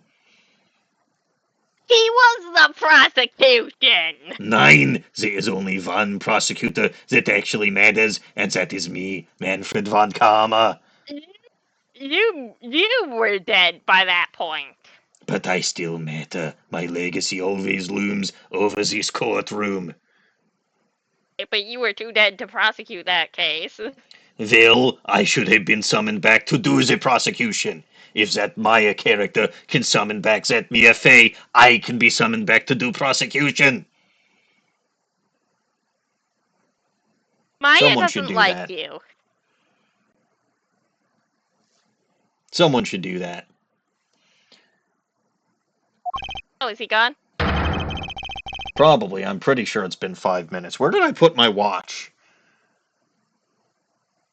Oh, it's on my wrist. How novel. Yeah, it's been 5 minutes.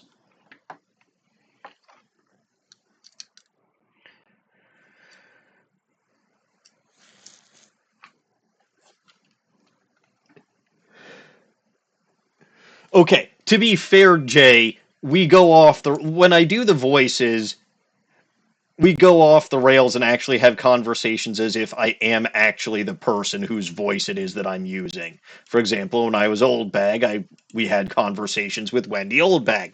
When I was voicing Von Karma, we were I was Manfred Von Karma. But all right, so the person who made those forgeries is the girl standing right in front of me. Official business. Goblin business. Yeah. Okay, now there's 4 in the chamber. Okay. How to effectively use 4? Vera, you must tell us. The evidence you made was used in a trial 7 years ago. Who asked Drew Misham, you, to forge that evidence? For all our sakes, who was it? We only met once. Hold on, there's an animation.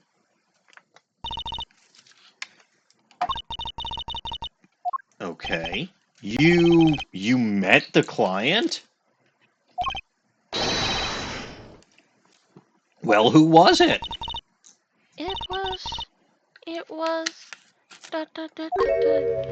What's going on with Vera? She's Her staring face. at prosecutor Gavin's she's staring at prosecutor Gavin's face. Was again. it him? Because we know he's the one who brought down Phoenix Wright. Did he do this? Did he? No.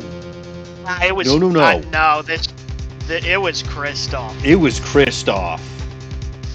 But why the the way fuck? Klavier is acting, there's no way he knew. Why the fuck would Kristoff do it then? Well, that's a mystery, isn't it? It is. All right. But Yes? he does look similar enough. Certainly the hairstyle would be similar. Oh yeah, the family resemblance So, yeah. is there. Yeah.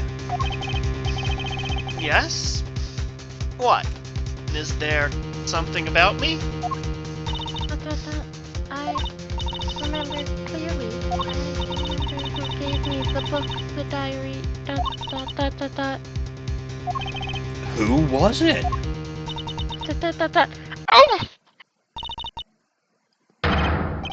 Oh, I think something I said is coming to roost. I think a chicken is coming to roost.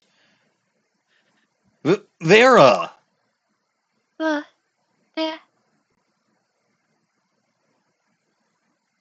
Nathan himself requested forged evidence? Yeah, that makes about as much sense as anything. Holy shit. All right, defendant Vera Misham, status unconscious, examiner's diagnosis, acute. Hold on, acute what? I missed that. Other than she was cute. Acute atroquinine poison. I was right. The fucking nail polish. Yeah, you got it. This last paragraph is implied to be Phoenix. This ends the recording of the trial of the murder of Drew Misham? Okay. Vera Misham was, during the trial, poisoned by an unknown assailant. Well, I guess she's fucking innocent. Anyway, you two gonna use those goblins or no?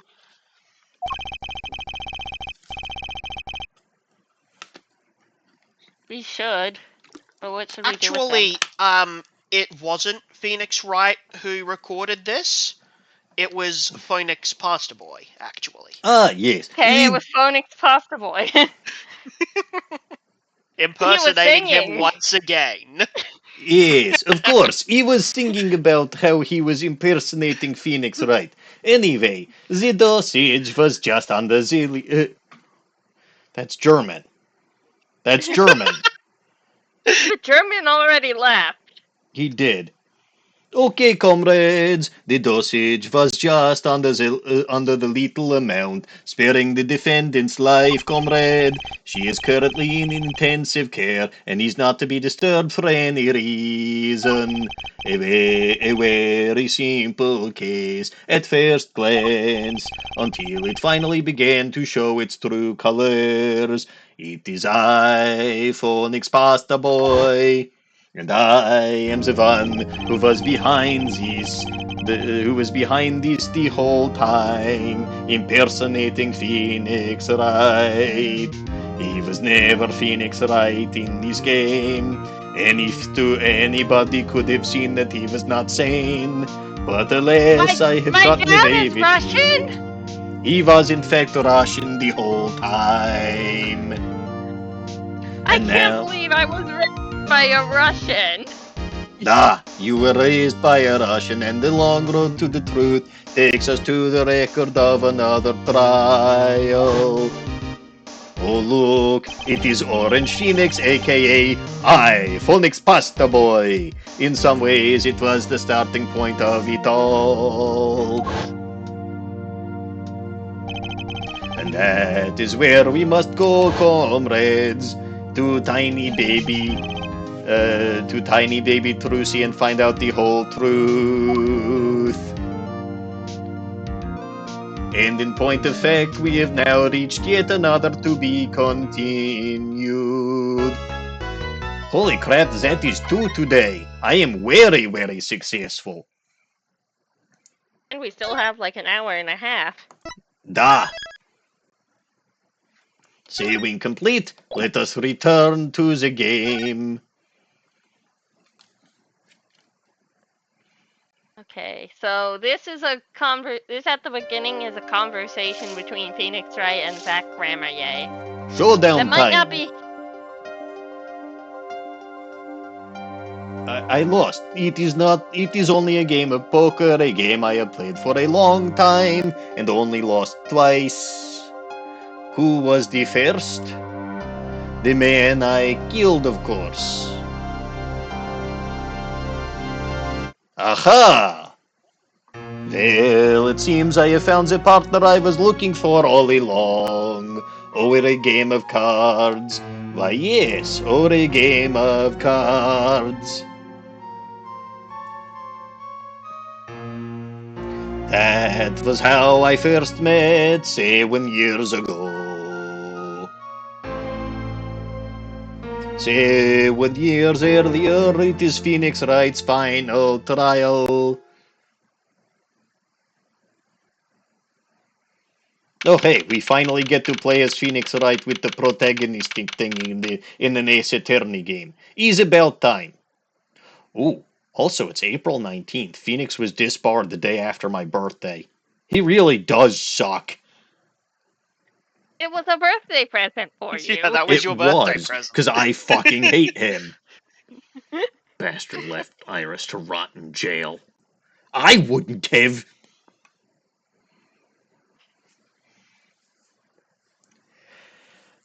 April 19th, 9:27 a.m. District Court Defendant Lobby, no twos. Phew, okay, it's been a long time since I felt like such a rookie. Gotta try and relax. Ah, good morning, Mr. Enigmar.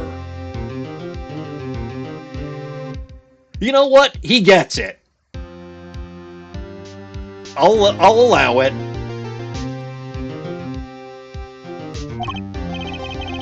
Oh.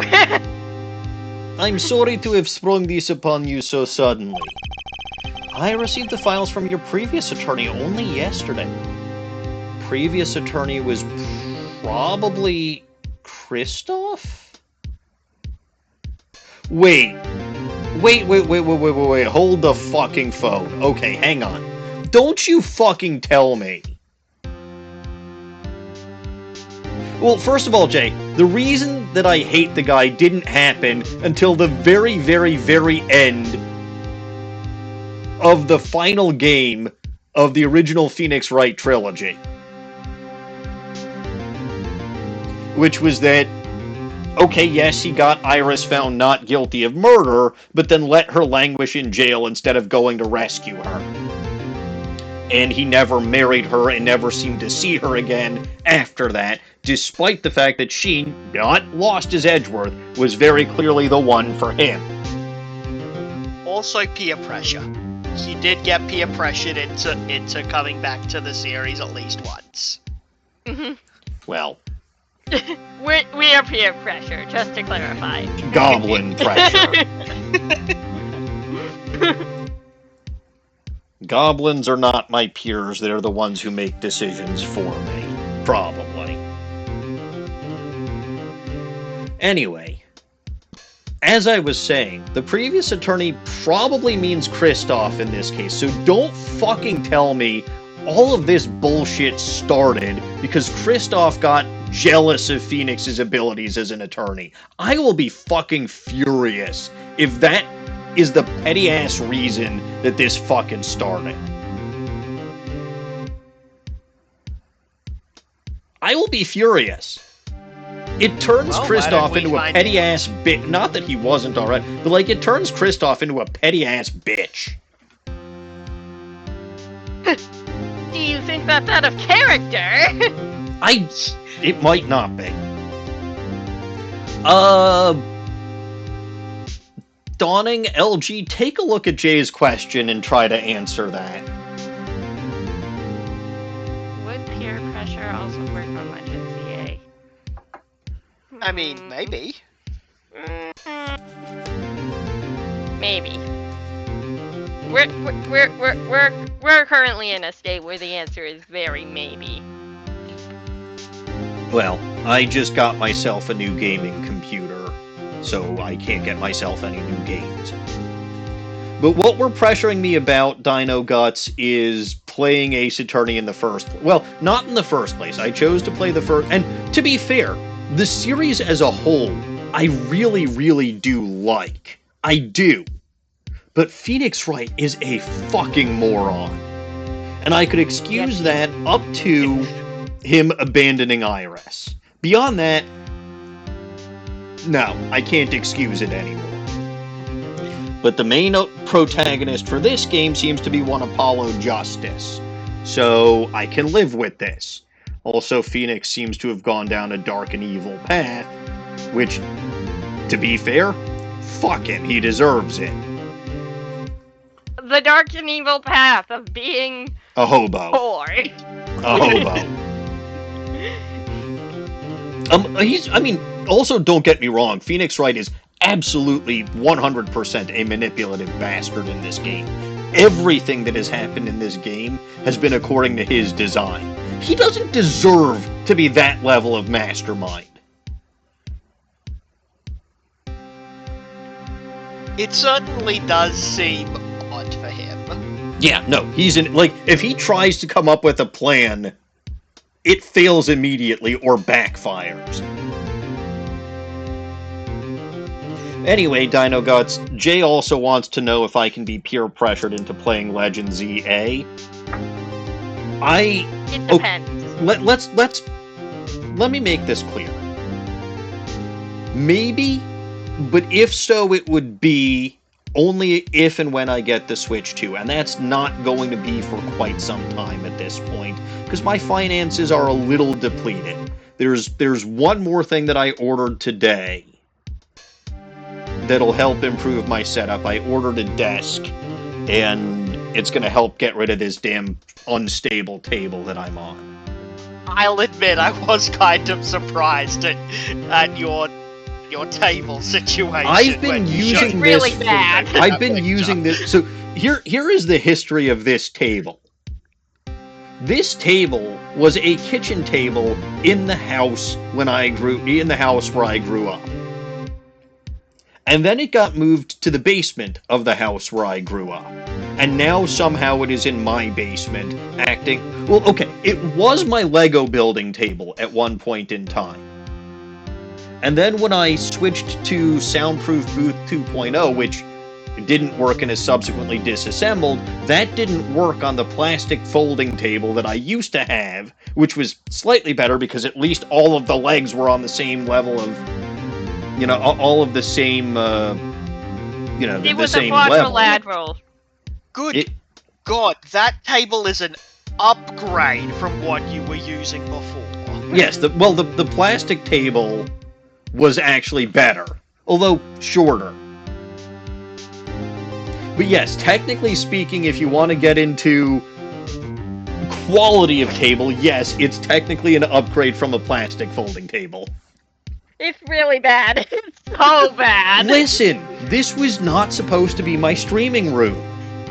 This was supposed to be my Lego room. So the plastic folding table was meant to display Lego, until maybe I got a better shelving system.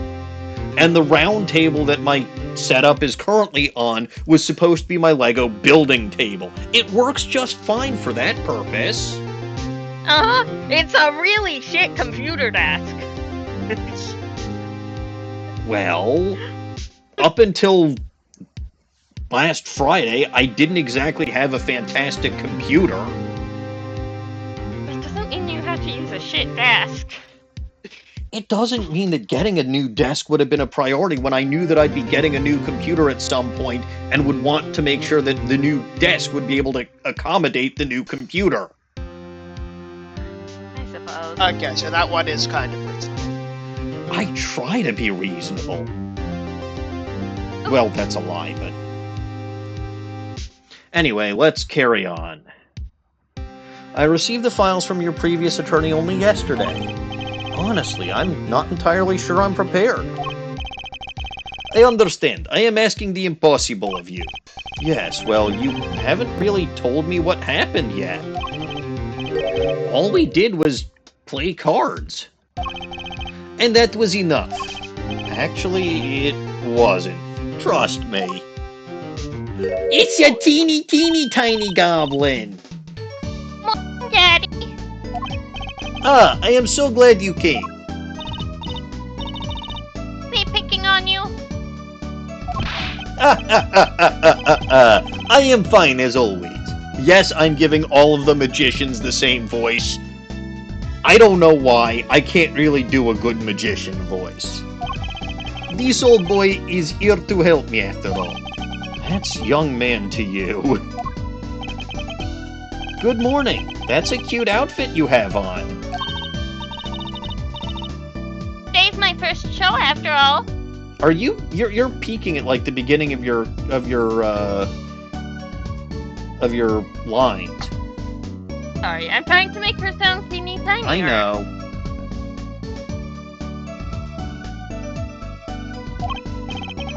Oh, I'm sure So adorable. she really is. Oh, I'm sure it is. What the heck is she talking about?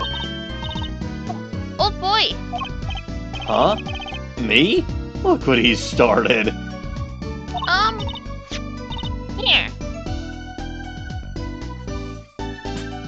It seems fate's clock will make me wait a little longer. At least only less than 10 swift minutes remain. To all those who have supported me in my life's work, I give thanks for, well, magnifique grammar yet. Okay. That's probably the forged evidence. What's this? I don't know.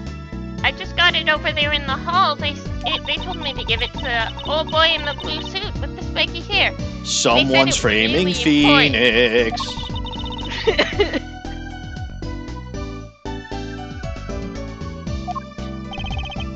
What is this? A memo for you or some such? Not from... You know what? Let me check the court record. I have no clue what the fuck's going on here. Okay. Attorney's badge, very important badge, proving my identity. Crime scene photo, body found in a hospital room, shot in the head. And so was the clown, apparently.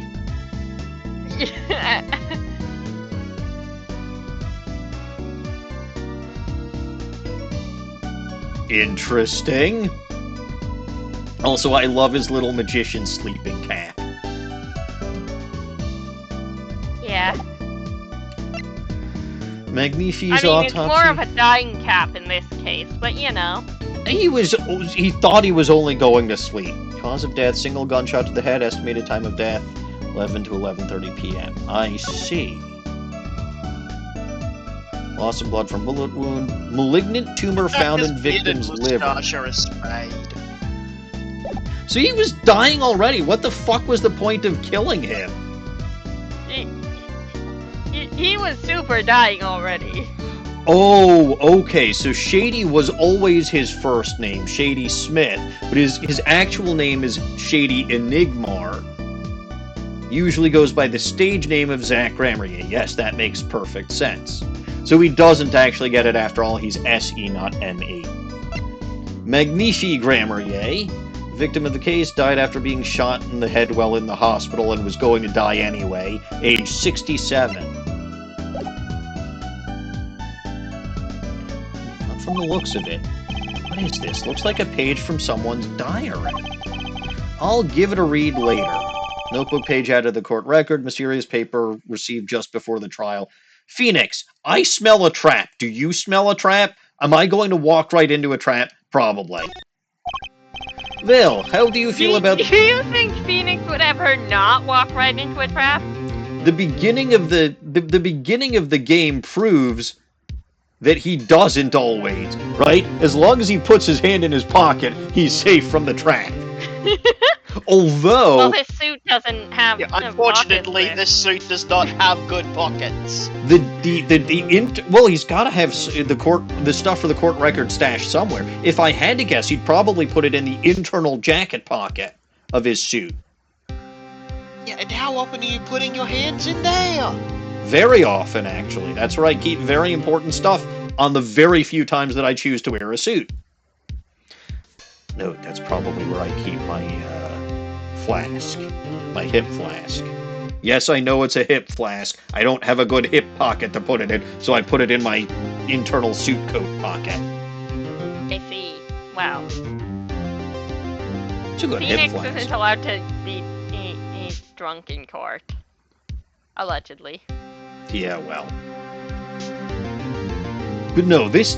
although I get why now Shady thinks that Phoenix is susceptible to traps if he sprung this one and walked right into it so willingly. Anyway, well, how do you feel about the trial today? We'll get through it, somehow. Incidentally, the prosecutor today is a new guy, I hear. Ah, an easy win then, yes? They're calling him a true thoroughbred in the history of the... Man, they have to make their titles longer and longer and longer and longer. Just to try to make them seem impressive. But honestly, after Franziska von Karma, they should just fucking stop trying. She was 13. Go to the next line. Of course, there's one of those every year. Yeah, that makes sense. The switching of attorneys just before the trial. I know it is a difficult situation I put you in. But allow me to say one thing, Mr. Wright. Yes, they will not be able to pronounce me guilty today. So, do your best, but do not worry. First time a defendant's ever given me a pep speech. Huh. I'll do what I can. I see you do not understand. You see, it will be impossible for them to declare a verdict. Impossible? Yes, isn't that right, Trucy? Yep, you bet, Daddy. When I first looked at the case... You didn't peek that time. Yeah, but it didn't feel good. I'm sorry. My first look at the case was only yesterday, and the information I was given was a tad bit lacking, to be honest. Still, I'll do what I can for their sake. I believe the curtains will be lifting any time now. I am in your capable hands, Mr. Wright. So he and Phoenix actually get along at this point in time. My client is Shady Enigma, known to the world as Zach Grammarier, a wildly popular magician star of Troupe Grammarier. His mentor, Magnifique Grammarier, was a rare breed of magician. He single-handedly ushered in a golden age of stage magic until he was shot dead. And Zach Grammarier is the suspect. Uh-huh. Uh-huh.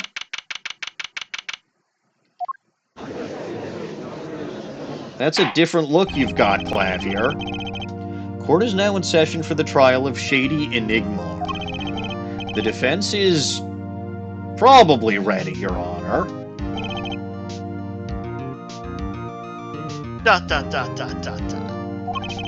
Is the prosecution ready?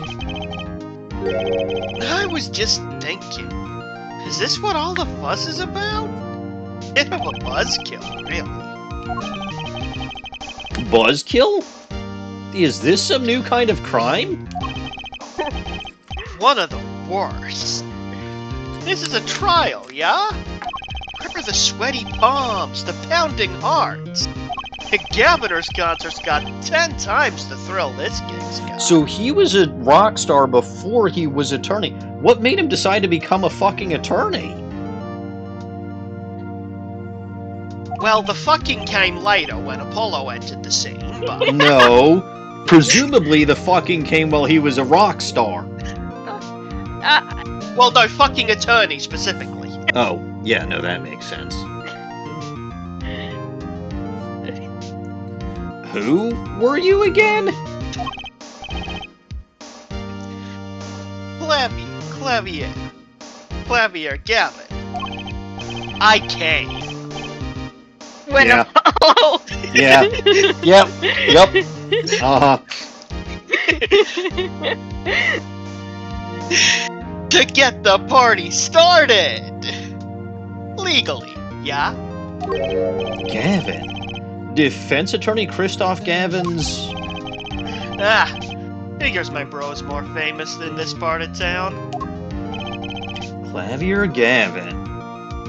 Yeah, no, look, Jay. This whole game kind of reeks of fan fiction.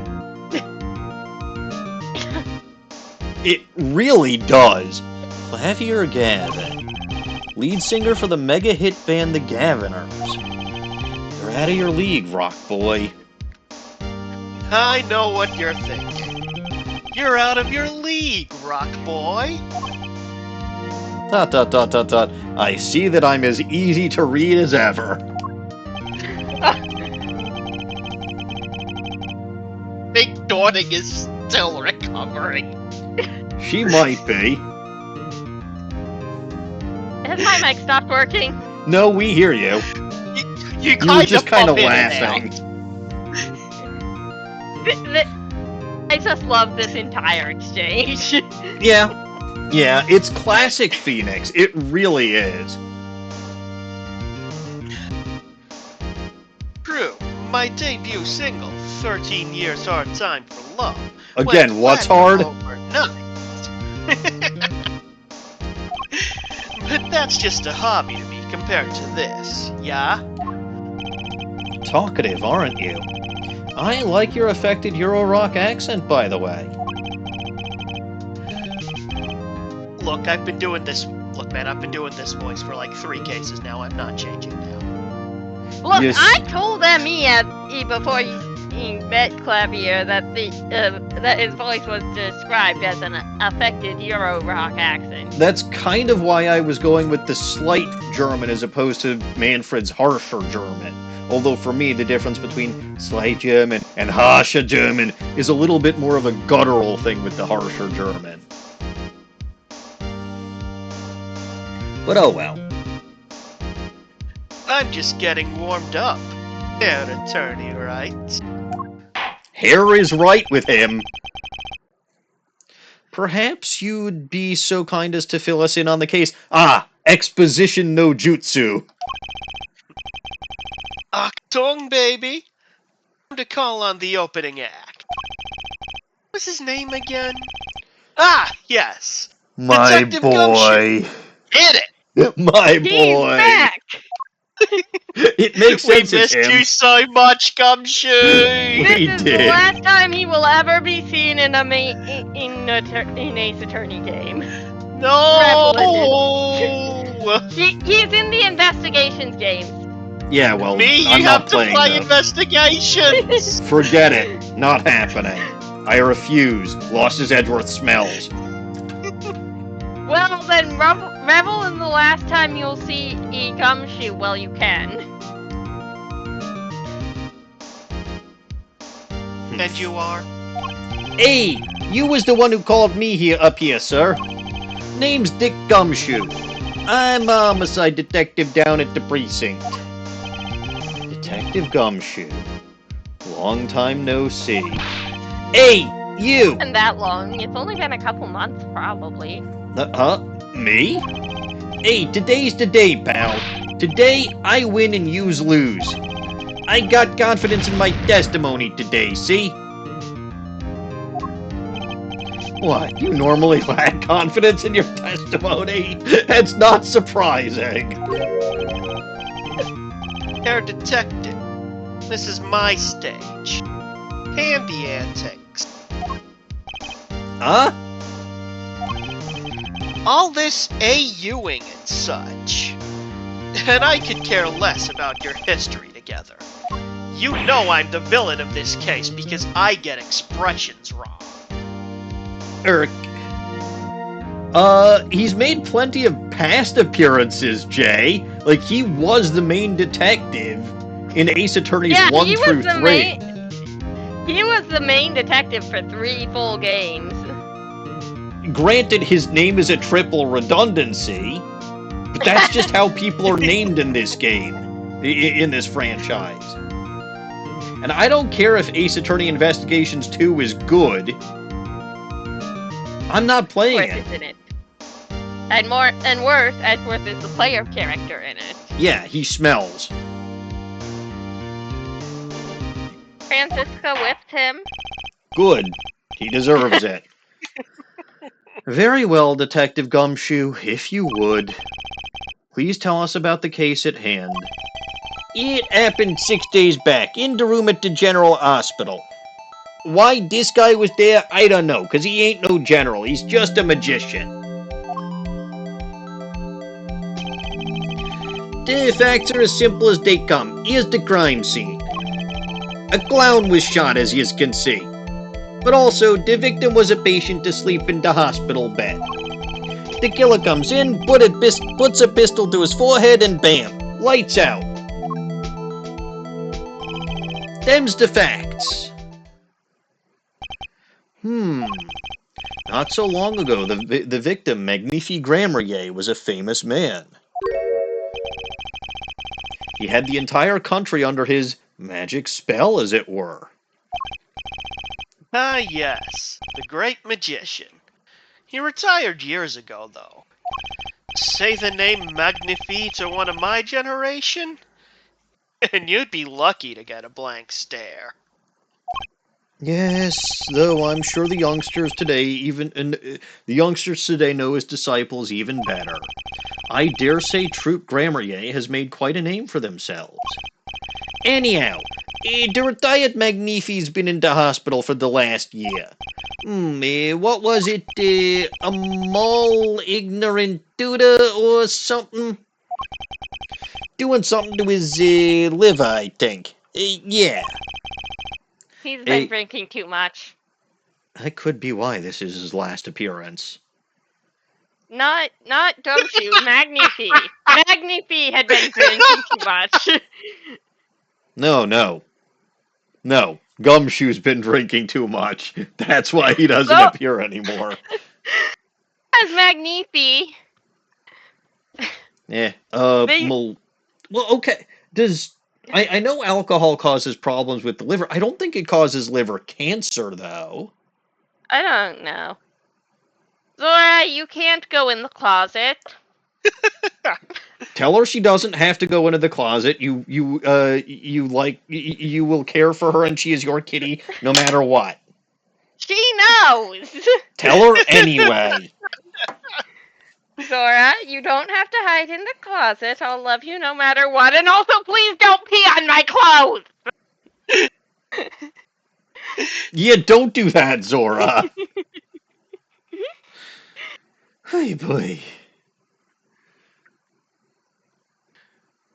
I've got a story about Emma to tell you after the stream. Alright. What doesn't cause cancer these days?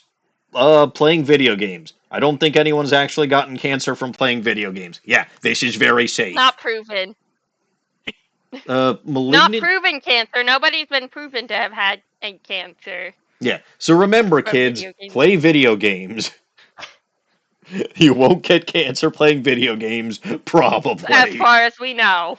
Probably, yeah, as far as we know. This is not actual medical advice. None of us are medical professionals.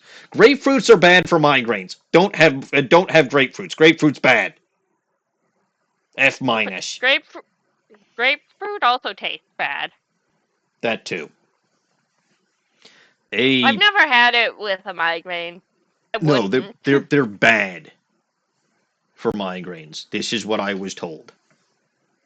Okay, well, I'll never make that mistake. Thanks.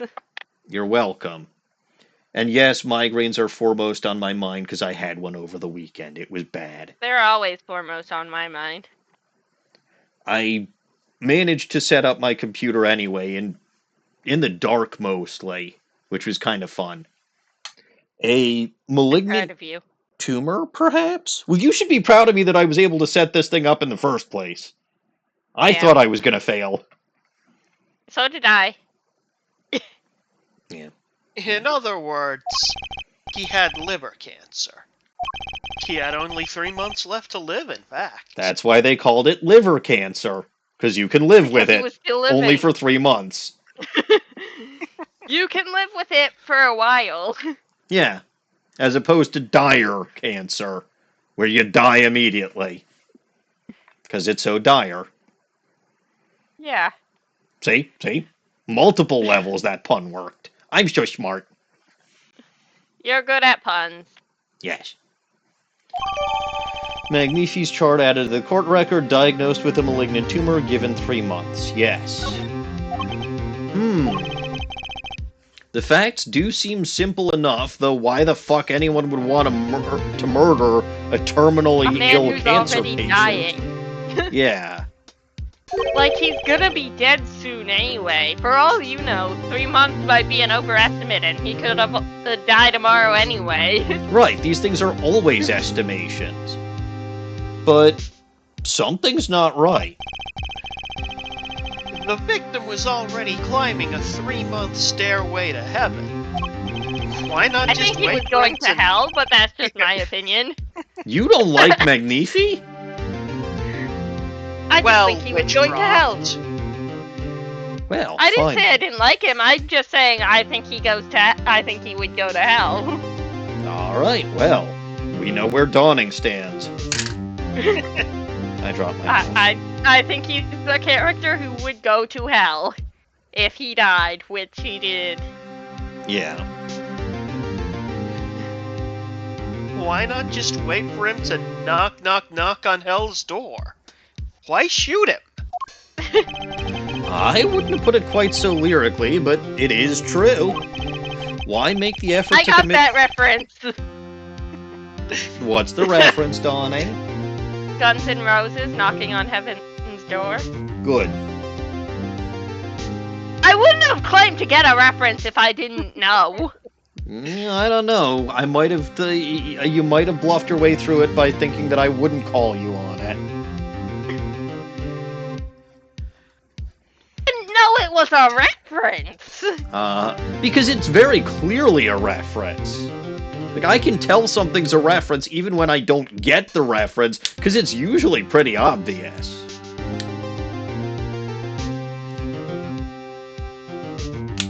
I'll be honest, the only Guns N' Roses I know is the references in Mega Man X5. I don't know that game, so I don't know what songs they reference. If they No don't... songs at all, I don't think. No. Fine, then. The bosses are named after band members. Ah. I The see. names of Guns N' Roses as band members. Yeah. By the way, I still think it was a major miss for Sword and Shield to not have an Elite Four based on the Beatles. They didn't even have an Elite Four at all, by the way. They could have referenced the Beatles. But, like, not only did they not have an Elite Four, they didn't have an Elite Four based on the Beatles. That would have been perfect for that region. What type would each Beatle have? An excellent question. Well, okay, I think that we'd have to say that Ringo, I think was the drummer. So he'd have to be Grass because of the Grass Monkey, Rillaboom, which he'd have on his team. Okay.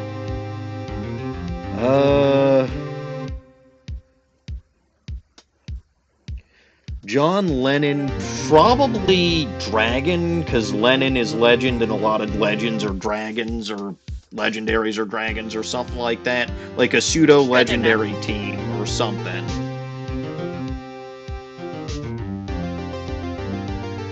What would Paul and George be?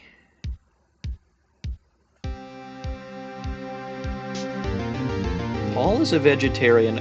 Okay, yes, but... So George Harrison was While My Guitar Gently Weeps. So a crying guitar, water type because of that, maybe? Because Sobble cries. I guess. And tears are water. I don't know.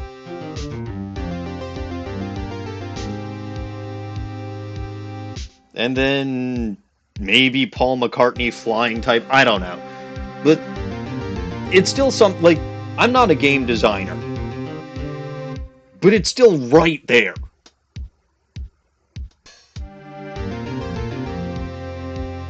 It was right there and they didn't do it. I think we should all be very disappointed.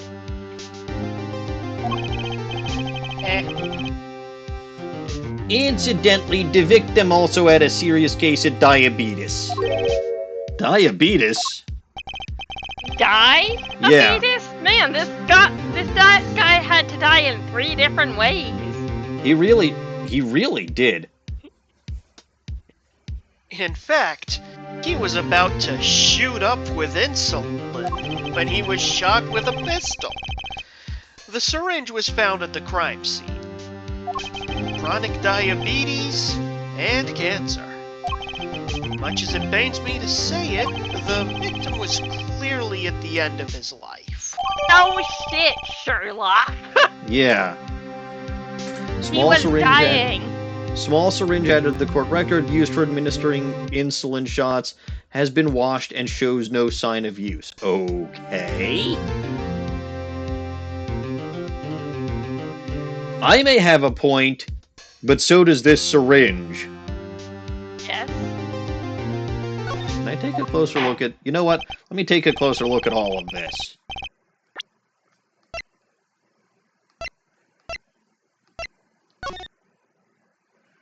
Patient's name, Magnificent Grammarier, 67 male, malignant tumor in liver, progressed to final stage with no hope of recovery.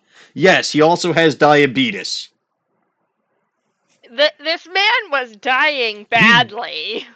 So the question is, was this actual murder or was this... What the hell did they call it?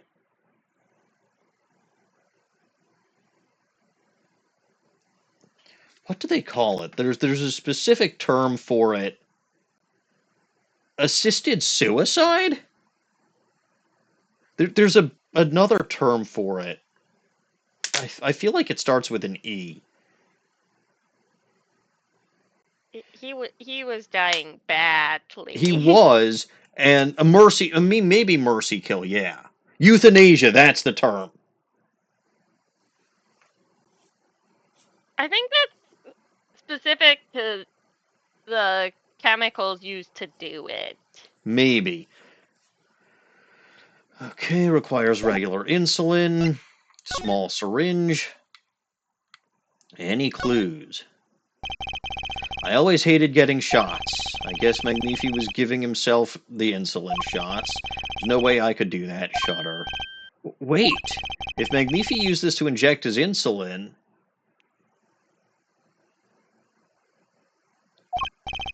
Why are there no traces of it having been used? Something to keep in mind. Yes, very much something to keep in mind.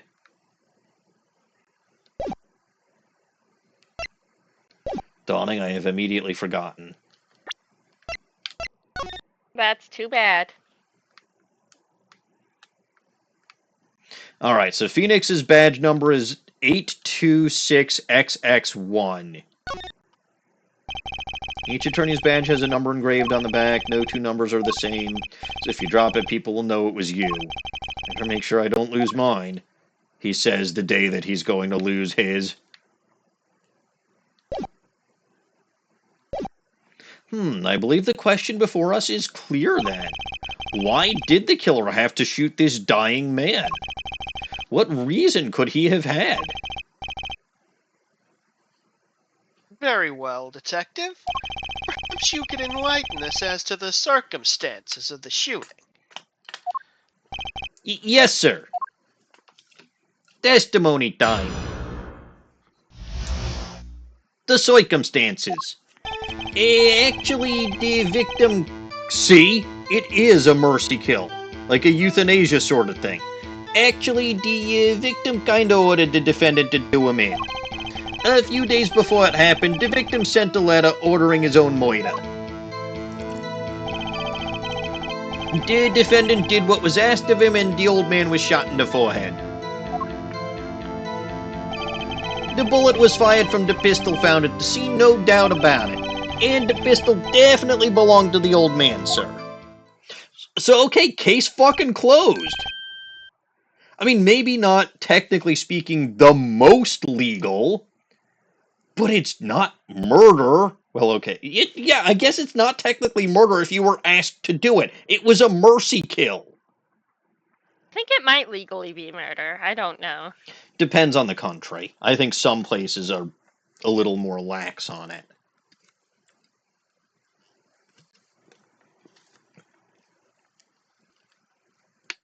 But, like, the guy wasn't... Yeah, no. This shouldn't have been... Well, okay, maybe this should have been a court case in the... But, like, there should have been no need for forged evidence on this one. Well, what? You're saying the victim ordered his own shooting? Those are the facts. I have here the letter in question.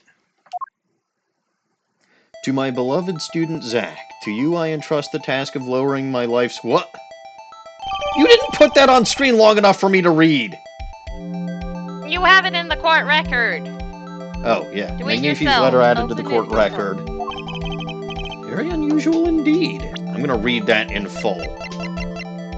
Letter asking Zach to shoot him. To my beloved student Zach, I entrust the task of lowering my life's curtain. Come on the 13th, 11:05 p.m. I will ready a gun with which you will shoot one shot square in the forehead. You cannot refuse, and we both know the reason why. So he was blackmailed into shooting Magnifi.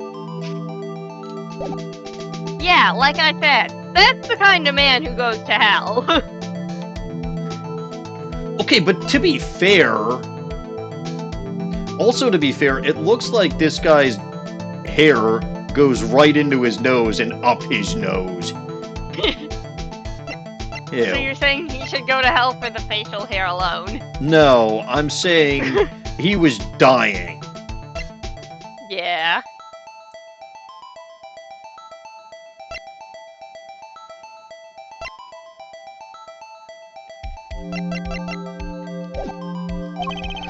Although, could such a thing as a letter really cause one to pull a trigger? Judge, read the fucking letter. It was blackmail. He was literally blackmailed into murdering the guy. Or blackmailed into killing the guy. The guy blackmailed someone into killing him. See? See? Klavier gets it. Assuming LG can read. LG, can you read?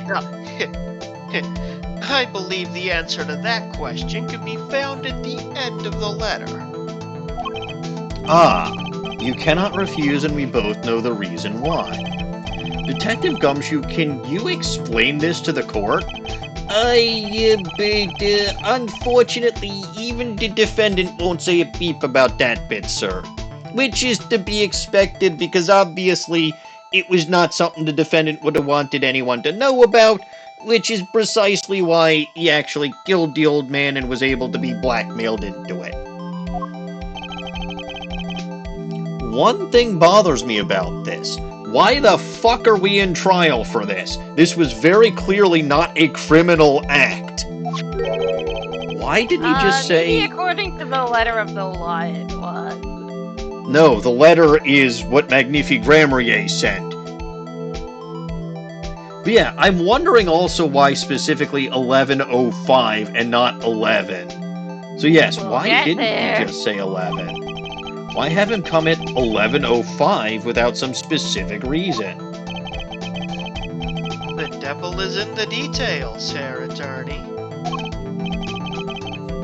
Well, was there some reason?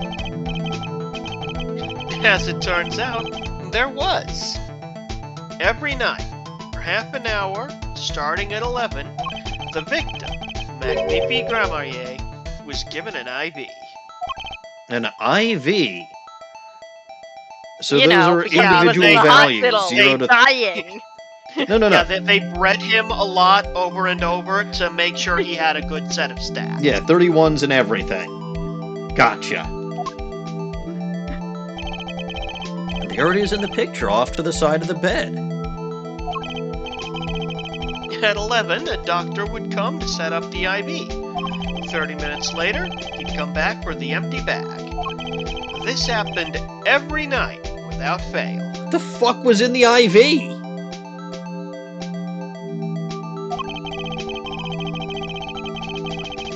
Treatment. Treatment for what? Oh, There was no One chance of of his recovery. ailments. No, there was no chance of recovery from the tumor. The diabetes was treated by the insulin.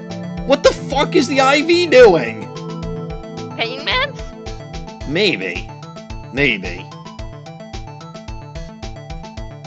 But also, okay, that explains why they couldn't meet at 11. Why couldn't he meet before 11? Like, what if the doctor wanted to stop and chat with the guy?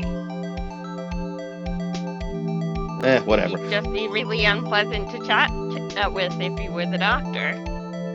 I don't know. Anyway, so that was the only time they could meet without the chance of untimely interruption. During his IV. Very well, shall we begin? Mr. Wright, your cross-examination, if you would. Oh, right, I still have to do that. What's this reason he couldn't refuse, I wonder? He could have at least mentioned it to me. We're not going to get that from Gumshoe.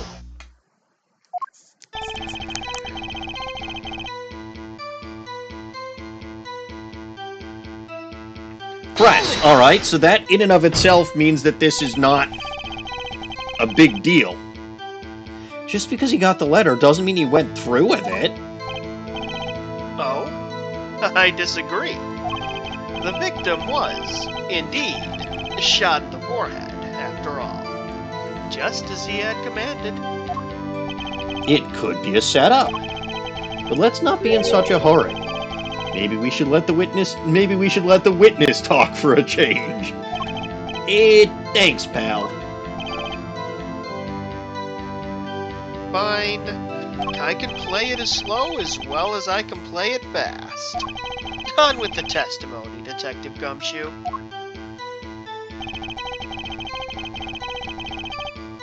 Press. And this letter was sent by the victim. There it is. Gotcha. You're all mine this time, pal. Huh?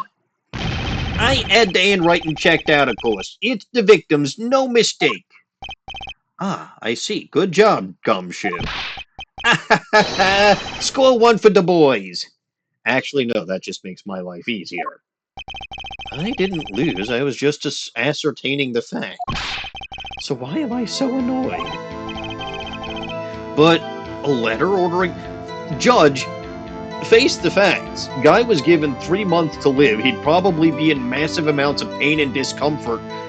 Probably by the end wouldn't even be able to wipe his own ass. It was not a pleasant 3 months. It was probably not a pleasant 3 months he had to look forward to. This kind of thing happens. And I'm not condoning it. But I'm just saying, the motive for ordering his death, his own death, is extremely clear. He was fucking tired of it. He was. Things aren't what they used to be, I guess. I'm not sure this is exactly commonplace even now, Your Honor. Okay, when was this game made? 2007, I believe. So maybe the whole euthanasia/medically assisted suicide was still a somewhat hot topic issue in those days. But I think it has become a little bit more commonplace and more accepted now. But usually it's like assistance from your doctor, not having your protege shoot you in the head. Shoot you. So anyway, guess I'll keep going while I'm ahead. Alright. Press. How can you be so sure? Hey, you's gotta learn to stop relying on people to do your thinking for you, pal. I know for a fact that it causes you to have your head on fire when you think. But that doesn't mean that you have to let other people think for you. You still gotta do it for yourself. No minus button for you. Learn to think for yourself. Learn to think for yourself. Get that noggin cranking. You fail to grasp the concept of questioning, detective. First, we got this here letter. It says shoot in the forehead loud and clear. I can see that, but I still wouldn't do it. Well, maybe you need to grow yourself a backbone, pal. Are you saying you would have done it, detective? Kinda, sounds like it. You fail to grasp the concept of shooting people is bad, detective. And we also found the defendant's pistol at the scene. I thought it belonged to the old man, not the... Well, whatever. Traces of gunpowder residue shows that it had been fired recently. Okay. Well, Mr. Wright? Gumshoe will take any excuse to shoot a man. No, he won't. I don't think he ever actually has, no. As far as I can tell from looking at this photo, there seems to be no issue with the prosecution's claim. There is an issue with why we're in the fucking court dealing with this as though it's a homicide, though. I mean, technically, a man was killed by a man, so legally it's... So, on a definitional level, it's a homicide. Whether or not it's a murder is a different question. I suppose. It doesn't really count as a murder, though. That photo, maybe there's something I can use. So they're saying the defendant shot the victim in the forehead. I think there's a hole in the prosecution's argument. Clearly, Mr. Enigmar, I have no clue, didn't pull the trigger, shot something else. Was that the last statement? That wasn't the last statement, so I have no clue. Fortunately, nothing in this picture suggests he didn't do it. Ah, I see. That is unfortunate. Huh?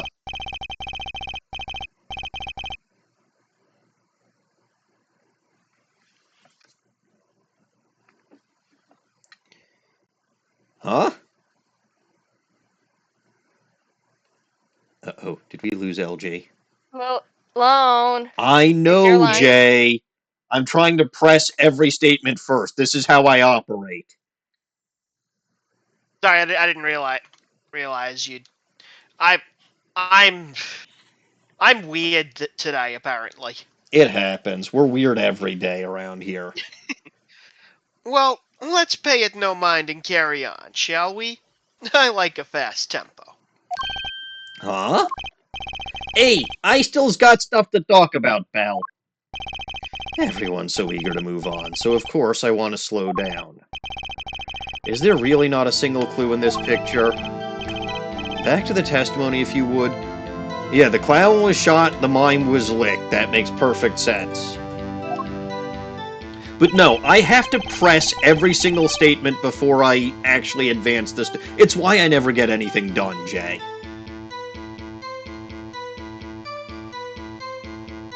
It's only one of the reasons you never got anything done. The other is that you two still have two little goblins know best up your sleeve. You mean this pistol, the one in the crime scene photo? That's the one. It's a funny-looking gun, so there's no mistaking it.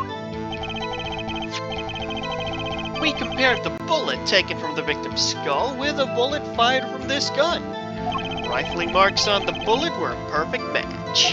Ah, yes, the ballistics. So, you verified the murder weapon, in other words. Hey, you bet we did. We wouldn't make that mistake again. Again. Again? See, now they're saying that the Detective pistol Coach, is there something I belonged... should know? They're saying that the pistol belonged to the old man, but they also refer to it as the defendant's pistol. So whose fucking pistol was this? Troop grammar, yes? Dawning, you're confused. What you? That's just a... You don't have to say that. That's always true. And? Anyway, press. Why are you so certain? What pile of sand has your head been stuck in all this time, pal? You've never heard of Zack and Val's quick draw shoot 'em? Huh? What's that? One of the defendant's specialty. Okay, but that's the defendant, not the old man. Unless you're calling Zach Ramrier the old man. In which case... He's not that young, but he's also not that old. Yeah, he's only 8 years older than you, and Magnifi is far older than anybody else. It could be translation issues, Jay. I will still pick on this shit when I see it.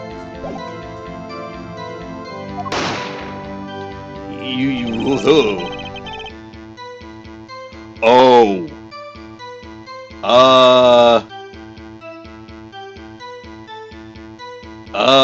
Huh. Did they say Lamiror ended up blind because of an accident? I think they did. I know what the accident was. What? And what kind of accident could possibly have blinded her? Zack and Valen stand on either side of a goyle. Then they shoot, but the bullets don't hit him. Instead, they hit everything else on stage, and sometimes people's in the audience. This was one of the pistols they used in their show, so it's a fucking trick pistol. Got a great design, huh? The kids love it. Many boys and girls joined the police because of that pistol, I hear. Are you fucking kidding me? What is this universe? This is a universe full of idiots. Oh wait, I knew that already. Yes. You know, that would explain a lot about the police force. Troop Grandma Ye, stop doing that act. Uh-huh. And I bet you this has to do with why Zack couldn't refuse. Because he accidentally actually shot Lamiror. Why are we so confident Lamiror's involved? Because she looks an awful lot like the third person in that photo.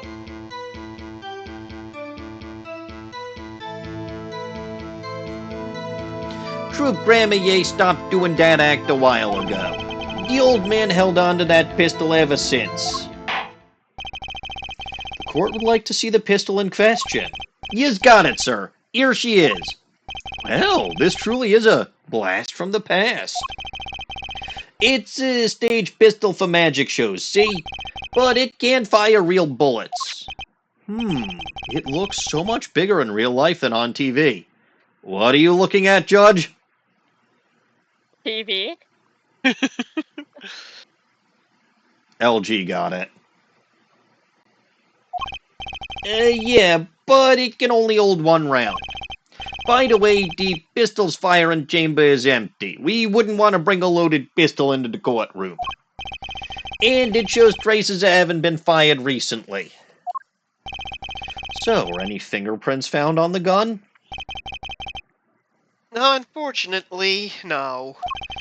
Of course, the defendant is known for wearing gloves. We might say that a lack of fingerprints is, in fact, a fingerprint of its own. Objection! This guy was in a hospital. A lot of people wear medical gloves in the hospital. Anybody could have fucking touched that gun wearing gloves. There were probably those latex gloves everywhere. So I call bullshit on this. Aha, intriguing point. Terribly made. Sit down and be quiet, young pup. Yeah, not well made, not intriguing. Very true, Phoenix. In any case, the court accepts this evidence. What, the fact that there were no fingerprints on the gloves being evidence? No fingerprints on the gloves, yeah. Dino Guts, I don't get it either. Yeah, no fingerprints on the gun. Fires one real bullet, barrel marks match bullet found in victim, no fingerprints found. Goody. My grandchild would get a kick out of seeing this, and I'm going to take a closer look at it in the court record and point it at myself.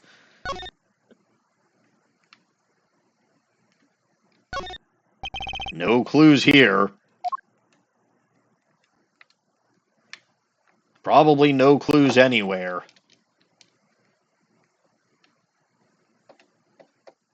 There is clues somewhere.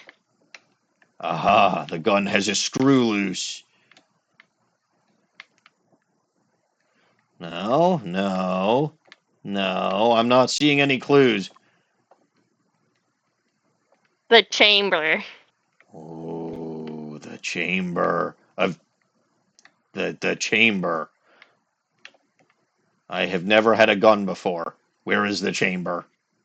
You have held a gun in your life. You don't know that.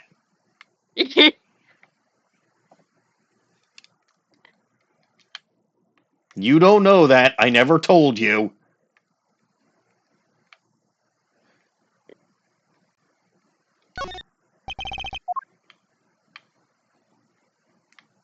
I am making the active decision to not argue with this claim.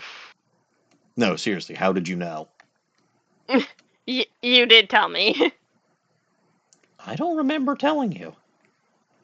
You did. It was your grandpa's gun. Oh, right.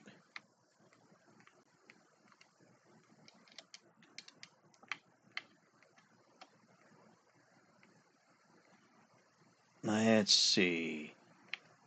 I don't see any clues in the... You're just making me point the gun at myself like an idiot. There's no actual clues in here. Look, try pointing it in different ways until the finger lights up. Can I move? No, I can only zoom.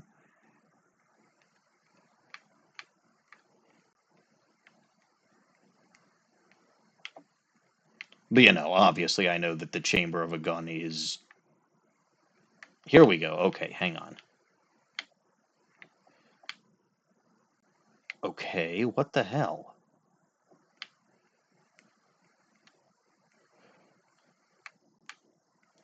There's nothing in this. You lit up for a second. You just want me to point this gun at myself. No, near the back. The part that's wider. When you hovered over that, it was briefly lit up.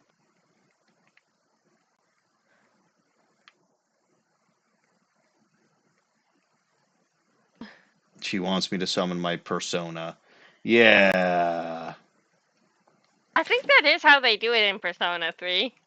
I have decided that I probably won't be playing that. Have you decided just now? No. It's a game that's very heavy on philosophizing and thinking. And this is not why I play video games. But I don't see this thing lighting up, Dawning. I think you were lying. No. I honestly don't know what Dawning is talking about either, because it's was not only- in the transcript when you collect the pistol. No, There it's we on. go. It's in the transcript. One statement up for some fucking reason. If you look What? closely, you can see how the pistol's made to bend here. It's a one-shot only model, and I guess the bend is where you load it. So, this is the famous Grammar golden gun. See, kids used to love pretending they had one of these. I wonder if they pretended to miss their targets, too. No, they didn't.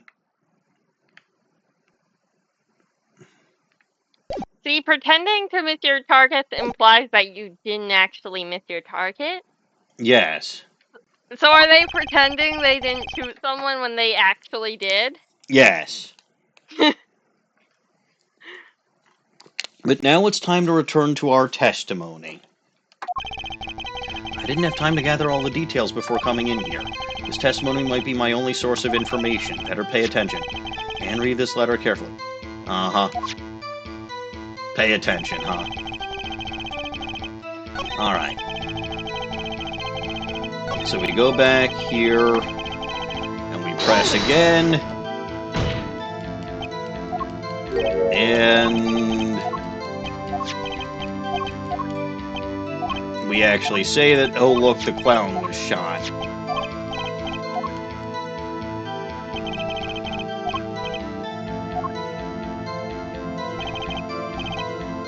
Yes, a shot clown. Think there's a hole in the prosecutor's argument.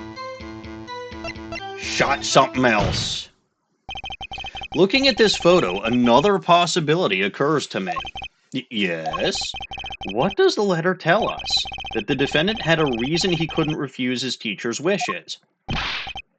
Hey, bingo, pal! That's why the defendant bopped him one in the forehead. Oh? The defense disagrees. You see, the defendant had another choice he could make. Objection! Objection! What, and you can prove that with this photo? Probably. I can prove he had a choice, yes. The defendant might have fired like he was ordered, but he didn't shoot the victim's forehead. Well, let's hear what you're thinking, Mr. Wright. Oh God, I'm thinking! Dawning, help! I live. Are you sure? I'll get a fire extinguisher. Thank you. Meanwhile, I'm going to point at the hole in this clown's forehead. Take that! The clown doll? Take a closer look. Clown doll. See? It's been shot in the forehead, too. There's a hole in its forehead. Yes, and a hole in the prosecution's claim. Objection! Objection! And I suppose you have a reason as to why he shot the clown doll? He didn't just shoot the doll. He shot the doll's forehead. His... Oh, Forehead? this is why he calls Apollo hair forehead. The origins of hair forehead as a nickname. Before the old origins, where Apollo was because Apollo was obsessed with forehead. Uh-huh. The issue of the forehead, and Let's also has a giant forehead. Yeah, let's read the orders once more, shall we? You will shoot one shot square in the forehead. Which is exactly what he did. He shot the clown doll square in the forehead. The defense has raised an intriguing possibility. That hole in the clown's forehead, it definitely looks like it was shot. Bailiff, send someone to investigate this matter. Objection! Objection! I admit I'm impressed, but I expected nothing less. Still, this doesn't mean he didn't shoot the victim. One shot only, buddy boy. Objection! Objection! Perhaps he did have to shoot a forehead as ordered, but the letter says nothing about whose forehead. This was the only way he had to follow his orders without taking a life. Sorry, this was the only way he had to follow his orders without taking a life. The bullet hole in the clown doll's forehead does demand an explanation. It might very well be a clue, yet Prosecutor Gavin is right. It alone does not prove the defendant's innocence. The fact that the gun only fires one bullet does. Only if you can prove that he's the one who shot the clown. You can't prove who shot what. You cannot say for sure the defendant didn't shoot the victim. Oh, sorry, Mr. Wright. How sad it is to see the mighty fall. How sad it is to see the novice's overconfidence. He doesn't realize just how big this little hole is going to get. No comment. Detective Gumshoe, please take this newfound fact into account as you continue your testimony. So what if he shot the clown? He still shot the victim, pal. Fresh. So let me get this straight. You're saying my client first shot the clown, then shot the victim. Hey, not a bad summary, pal. More of a confirmation. I shot the clown, But I did not shoot but the I deputy. did not shoot the victim. More of a confirmation than a summary, but whatever. That was really more of a confirmation than a summary. But our defense attorney seems pleased enough with himself. Do these people ever miss a chance to mock me? No, but in the end they all end up square on their asses anyway, so I'm fine with that. And what, like 2 or 3 of them have ended up prosecuted and executed? So, yeah, my record speaks for itself. Well, now that Mr. Wright's gotten that out of the system, shall we continue with the testimony? I didn't have blah blah blah blah blah blah blah blah. Pay attention, read a letter, blah blah blah. I'm sleeping, I'm not actually paying attention. Am I supposed to be doing anything? Yeah, we're solving the death of Magnifique Grammary. Oh yeah, Grammary, eh? But alright, let's present the pistol itself. Fires 1 real bullet. Huh.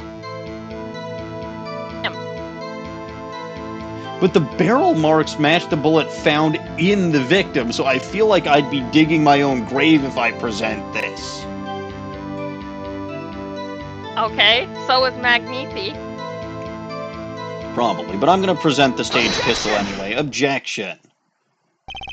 The trickiest cases often seem the simplest. Prosecutor Gavin, you missed the bullet hole in the clown's forehead. Rookie mistake. If you hadn't missed that, you might have come to a very different conclusion. Understand? Yeah, but like I just said, pal. After he shot the clown in the forehead, he went and... Objection! Objection! Did nothing of the sort to the victim. The pistol proves he could not. The murder weapon? Alrighty.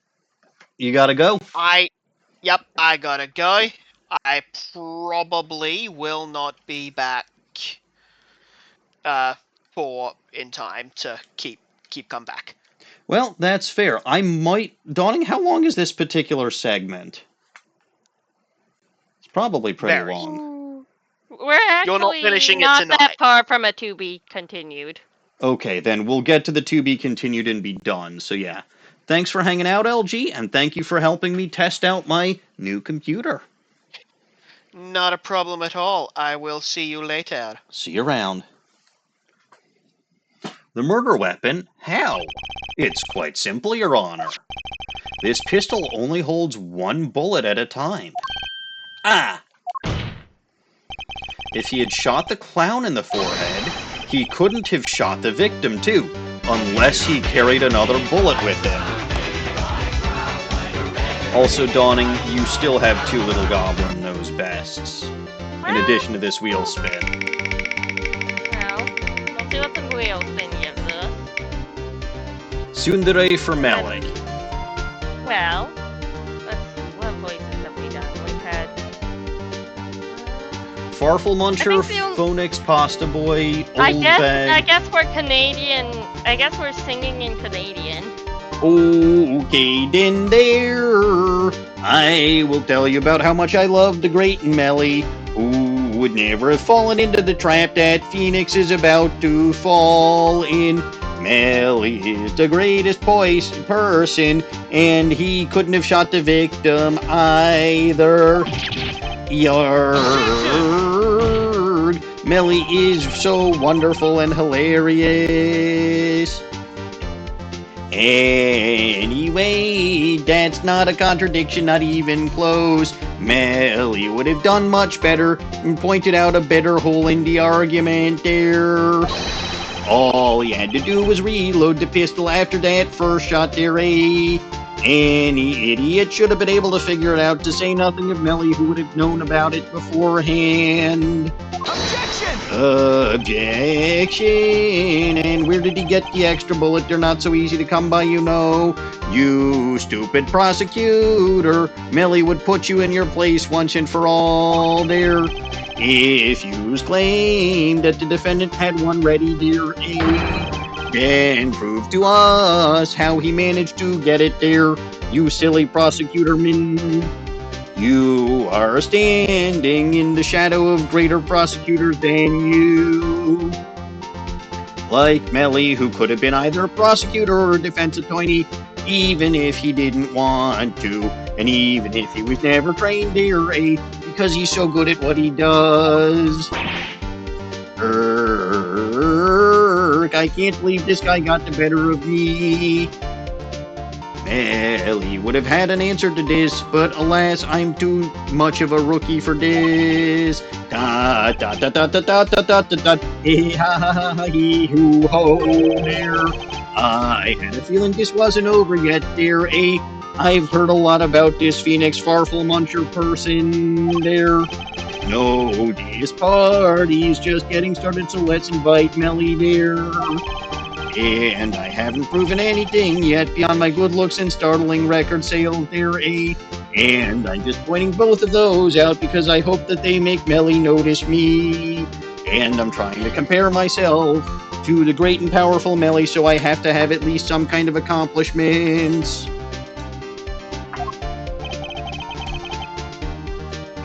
And what you have there is an utter lack of humility. I have to admit that it's cute when Melly has a lack of humility, but it's not as good for you. There, what is this there? Prosecutor Klavier Gavin. It's the prosecution has yet another witness prepared there. It's like I said, here detective was just a warm-up act. The true witness is Melly.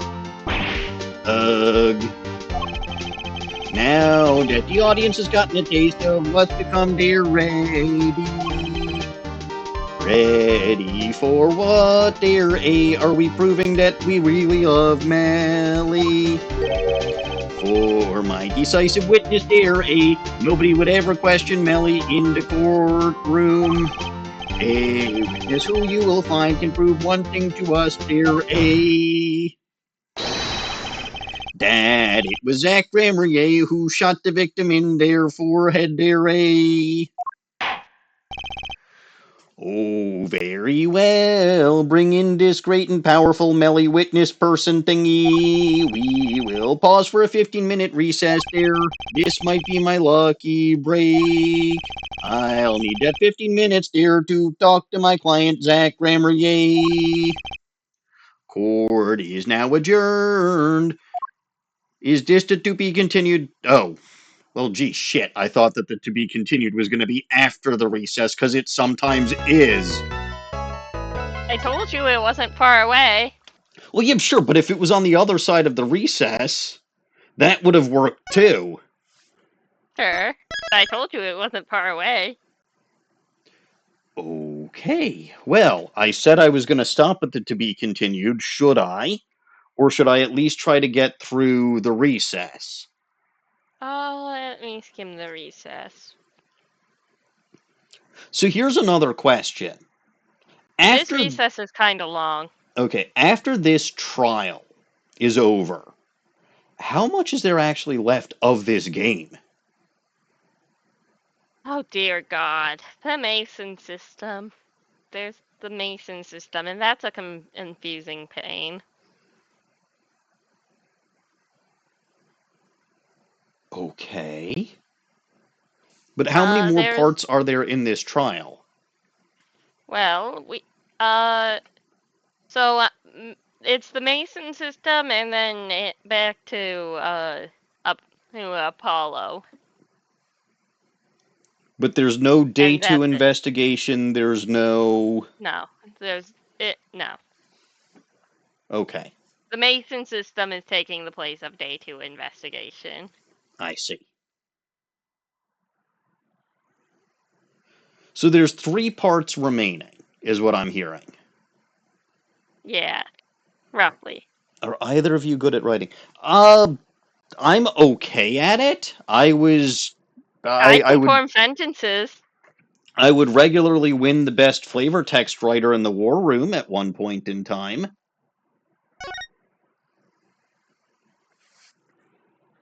I'm not sure why you're asking, though. Anyway, I'll try to get through.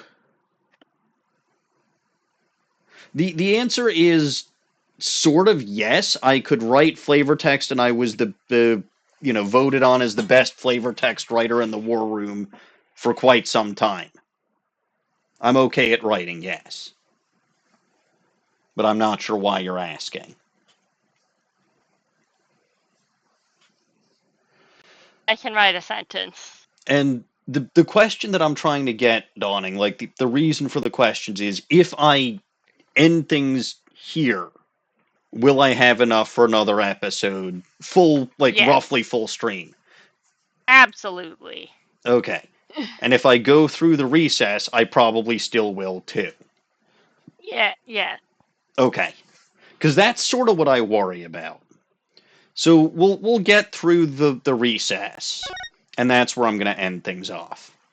Because they're stupidly inconsistent about whether the recess happens before or after the to be continued. Yes, they are. April 19th, 11:21 a.m., District Court Defendant Lobby, no twos. Very impressive, Mr. Wright. I have to say I expected nothing less. We've only just begun. I was hoping you could tell me a bit more about what happened, actually. I did not think you would believe me if I told you. Better that you discovered the truth for yourself. I was thinking of you, you know. I think we need less thinking and more talking. Thinking sets my head on fire. That night in the hospital, what really happened? Ah, the way your eyes gleam, Mr. Wright. You'll scare Trucy. Speaking of which, where is that little goblin? I'm very worried that she's picking someone's pocket right now. You have seen the problem yourself. This letter. The one shot in the forehead. One, right? Yes, and the reason he speaks of. I could not deny my mentor's wishes, even if it meant my own death. Why not? This is something I will not say, for now at least. What's this for now business? I have done many things in my life, some well, some poorly. But this is a cross we must bear alone to our graves. We?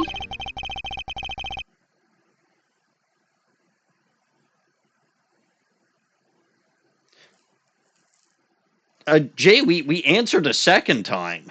Oh, you won't be able to hear my answer. Okay. So yeah, the answer from me is yes, I'm halfway decent. I wrote flavor text for the War Room and was regularly voted on as the best flavor text writer in the War Room, and Dawning says she can write a sentence. I can string together words into a sentence. Yes. You wanted to know about the night of the incident? Finally, this guy sure likes to take his time getting to the important stuff. Of course, I had no intention of shooting my mentor. I snuck into his room that night at the appointed time and found there upon his bedside table 2 pistols. 2 pistols.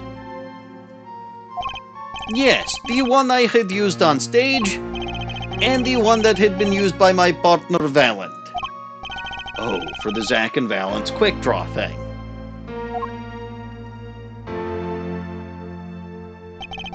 My mentor had the look of one sleeping.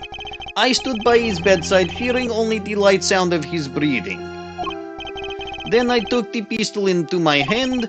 I cannot deny that my resolve faltered then for a moment. You faltered? You mean you thought about shooting him? Recall there was a reason I could not refuse his request. His last such request, though not his first. So, there were other requests that you couldn't refuse before.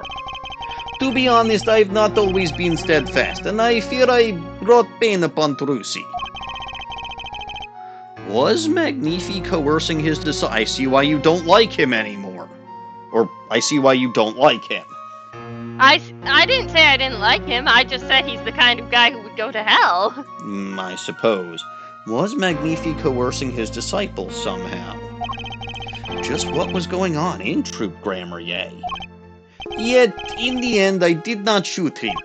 Instead, I turned and shot the clown. I took the pistol I had fired and placed it into my pocket. In your pocket? I believe if you examine the bullet in the clown's head, you will find it to be different than the one in my mentor.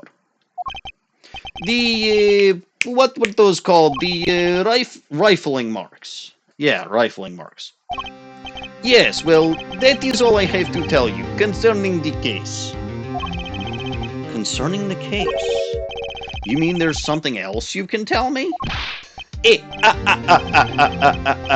You are a fascinating man, Mr. Wright. Thanks. Yes, there is something. My mentor, his eyes opened. What? Well, yeah, having a gunshot in your room would probably wake you up if you were just lightly sleeping. Also, Jay, what's your question? What? Magnifique Grammarier? The old devil. He was not asleep, you see. Of course, the gunshot would have woken him up anyway. And there we had our last discussion as mentor and pupil. It was not a long discussion, maybe 5-10 minutes or so. You would think the sound of a fucking gunshot in a hospital would have summoned someone immediately, but sure, fine. They could sit for a 5-10 minute conversation.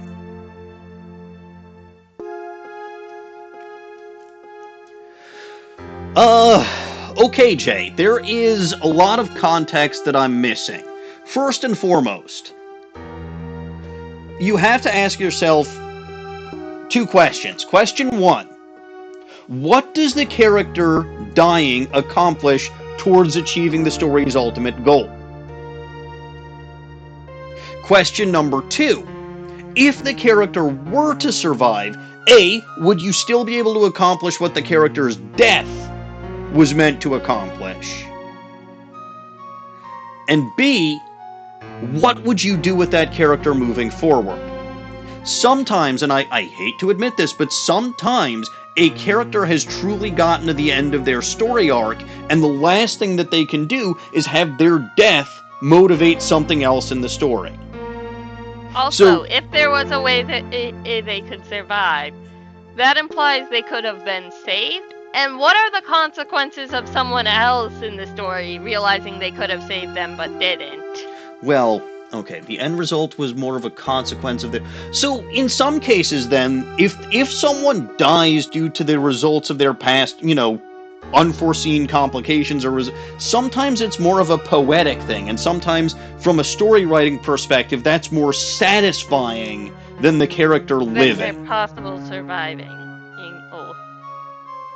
Sometimes, even again, if it was possible for them to survive, if it is a consequence of their actions, that can still work. So, and again, I'm not a professional, but there's still like a heck of a lot of story, context that I'm missing. Which, and again, also, I mean, whatever. Speaking as a guy who's written primarily stories where the deaths were not decided by him. I mean, Game Freak gave us Xerneas and its BS life powers. That's true. So, again, context. Is this a Pokemon thing where someone could potentially be resurrected or brought back to life or whatever? But, like... Or is this more of a mystery? But, again, I've written stories outside of the War Room. I wrote the entire... Well, okay, I stopped writing it because I just don't have time anymore, but... I did write the Metaverse based on my stream series, my Pokemon stream series. But, again, so it comes down to sort of three major questions. One, has the character reached the end of their arc? And to that end, that kind of boils down to what can you accomplish with this character moving forward, if anything? If the character's reached the end of their story arc, and if there's really nothing more you can do with it, then sometimes it's better to just have the character die. That's question one. Question two is, how does the character's living or dying affect the rest of the story? If the character dies, right, because again, presumably the character dying was what would influence the story in the direction that you wanted it to go in. Would the character surviving influence the story in that same direction, or would you have to take it in a completely different direction? And then question three is... I forgot what the third question was. There was a third question in there somewhere, but really...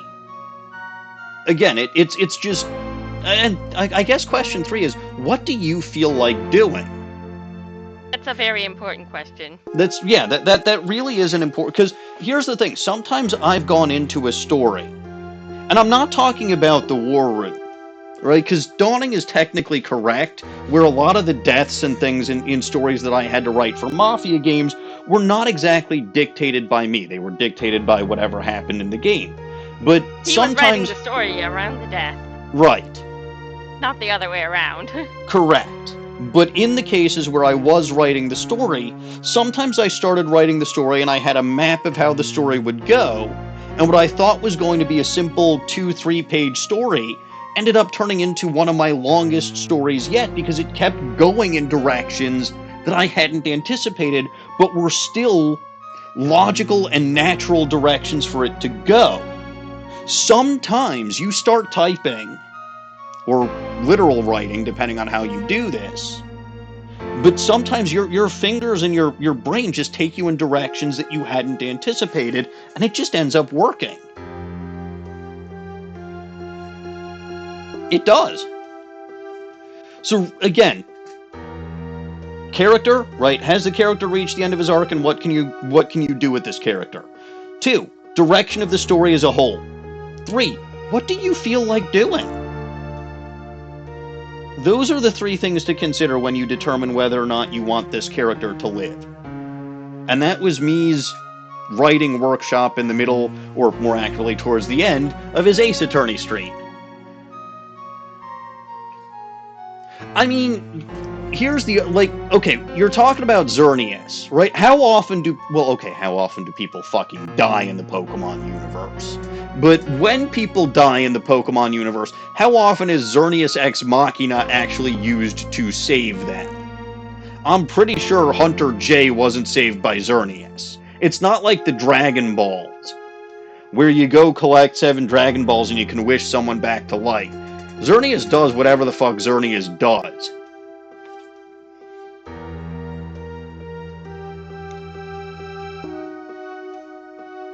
I mean, and people do still technically die in the Dragon Ball universe despite the Dragon Balls.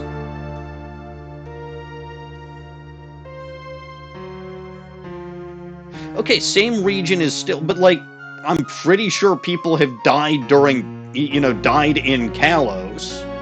Lysander I have great news really about that have. discussion. There is someone who has died in Kalos. Canonically. Yes, I know. He even has a grave. Yes, I know. He should have lived and Lysander should have died. I'm just saying.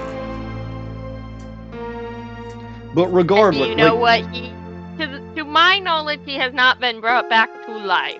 Right. So... How often do I stream of this? Twice a week is correct, yes. I don't usually do writing workshops during my streams, though, but I was asked the question.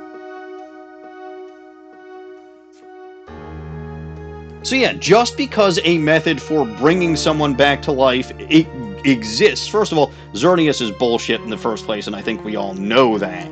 Second of all, doesn't mean that always has to be used. Anyway, back to this, because I do want to get to the end of the recess before I continue the story. It was not a long discussion, maybe 5-10 minutes or so. What did you talk about? Mr. Wright, did I not just tell you? It does not concern this case. Zach Rammergay. Seems pretty steadfast to me, or maybe just stubborn. I know a thing or two about being stubborn. Mr. Wright, your presence is requested in the courtroom. Once again, I am in your hands. And that's the end of the recess? Dawning, is that the end of the recess? Yes, sir. Okay. It was shorter than I thought. Yeah, it really was. I don't know why you were making this such a big deal. Right, It feels longer when you're looking at it in the script. I suppose. Right, let's get back in there. And we're actually not going to do anything. Well, we're just going to let this play out. And we're business. not happening, Snowy. I'm sorry, we're ending the stream.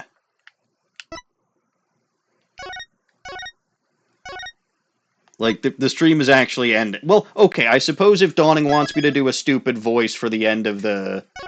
You've already done all the stupid voices. Yeah, okay, fine. So what do you want me to do for the outro?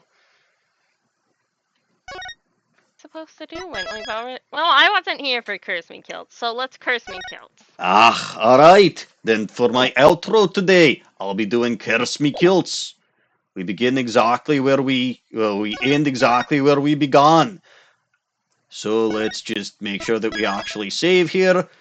And that will do for today. So, laddies and lassies, as I mentioned earlier, I do have a YouTube channel. It's over here. Oop, that's not the correct command. That's the correct command. My YouTube channel is over there. If you only saw part of today's stream, you can stop by there and watch the whole stream, along with all of my other content. That said, if you're watching this from YouTube and you want to catch me live on my own channel, you can catch me there. I go live to, as Snowy says, twice a week, Monday nights and Wednesday nights at 7:30 p.m. United States Central Time. Monday nights are Ace Attorney. Even after I finish Apollo Justice, there will probably be more Ace Attorney. Although I might take a Yes, break there between will. Ace Attorney 4 and 5, but I think I'll just jump straight to 5 because I know Athena Sykes is in there, and technically I've been waiting to meet her for quite some time. Anyway, He is there. Wednesday nights are Pokemon Blaze Black, and I am delighted to say that I managed to transfer my save file over to this computer with no problems, as was demonstrated yesterday. Congratulations, I'm not a total fuck-up. And yes, Jay, she is technically another redhead, and the only one so far that's not been evil other than... Okay, Lotta Sky's technically not been evil, but she's a little off-kilter. Anywho, you can also catch me on the Bulbagarden channel over there. Oop, I cannot type on this keyboard. It is way too bad of a keyboard. Over there Get a is better one. Bulbagarden. This is the one that came with the computer. Okay. Keyboards aren't that expensive. I actually have another one. Anyway, I also just have to get used to this because the keys are much thicker than the ones that I had on the laptop. It's as much of a feeling of it being different than it being a bad keyboard. I don't think it's a bad keyboard. I just think I'm dealing with keys that are significantly thicker than the laptop keys. Anyway, I'll be back on Bulbagarden on Sunday. Back for more licking mimes in Pokemon Ultra Sun. DawningWinds will be there Wednesday night and Saturday night. Wednesday night with Z-A, and Saturday night with more artwork. So please make sure you check them out, as well as the other streamers who are on Bulbagarden. Win Dawning streams on her own channel, which I didn't think she's got time for. But when she does, you can catch her on her channel over there. You can also catch Copsfan, who's another streamer on the Bulbagarden channel, on his channel over there. And I believe MCH is starting to stream on his own channel, which you can follow over there. MCH and I will be back on this channel Wednesday evening, and that'll do it for me for today. So as always, I am Maniacal Engineer, and I'm never going to give you up, never going to let you down. Thank you all for watching, and God bless this mess. Good night.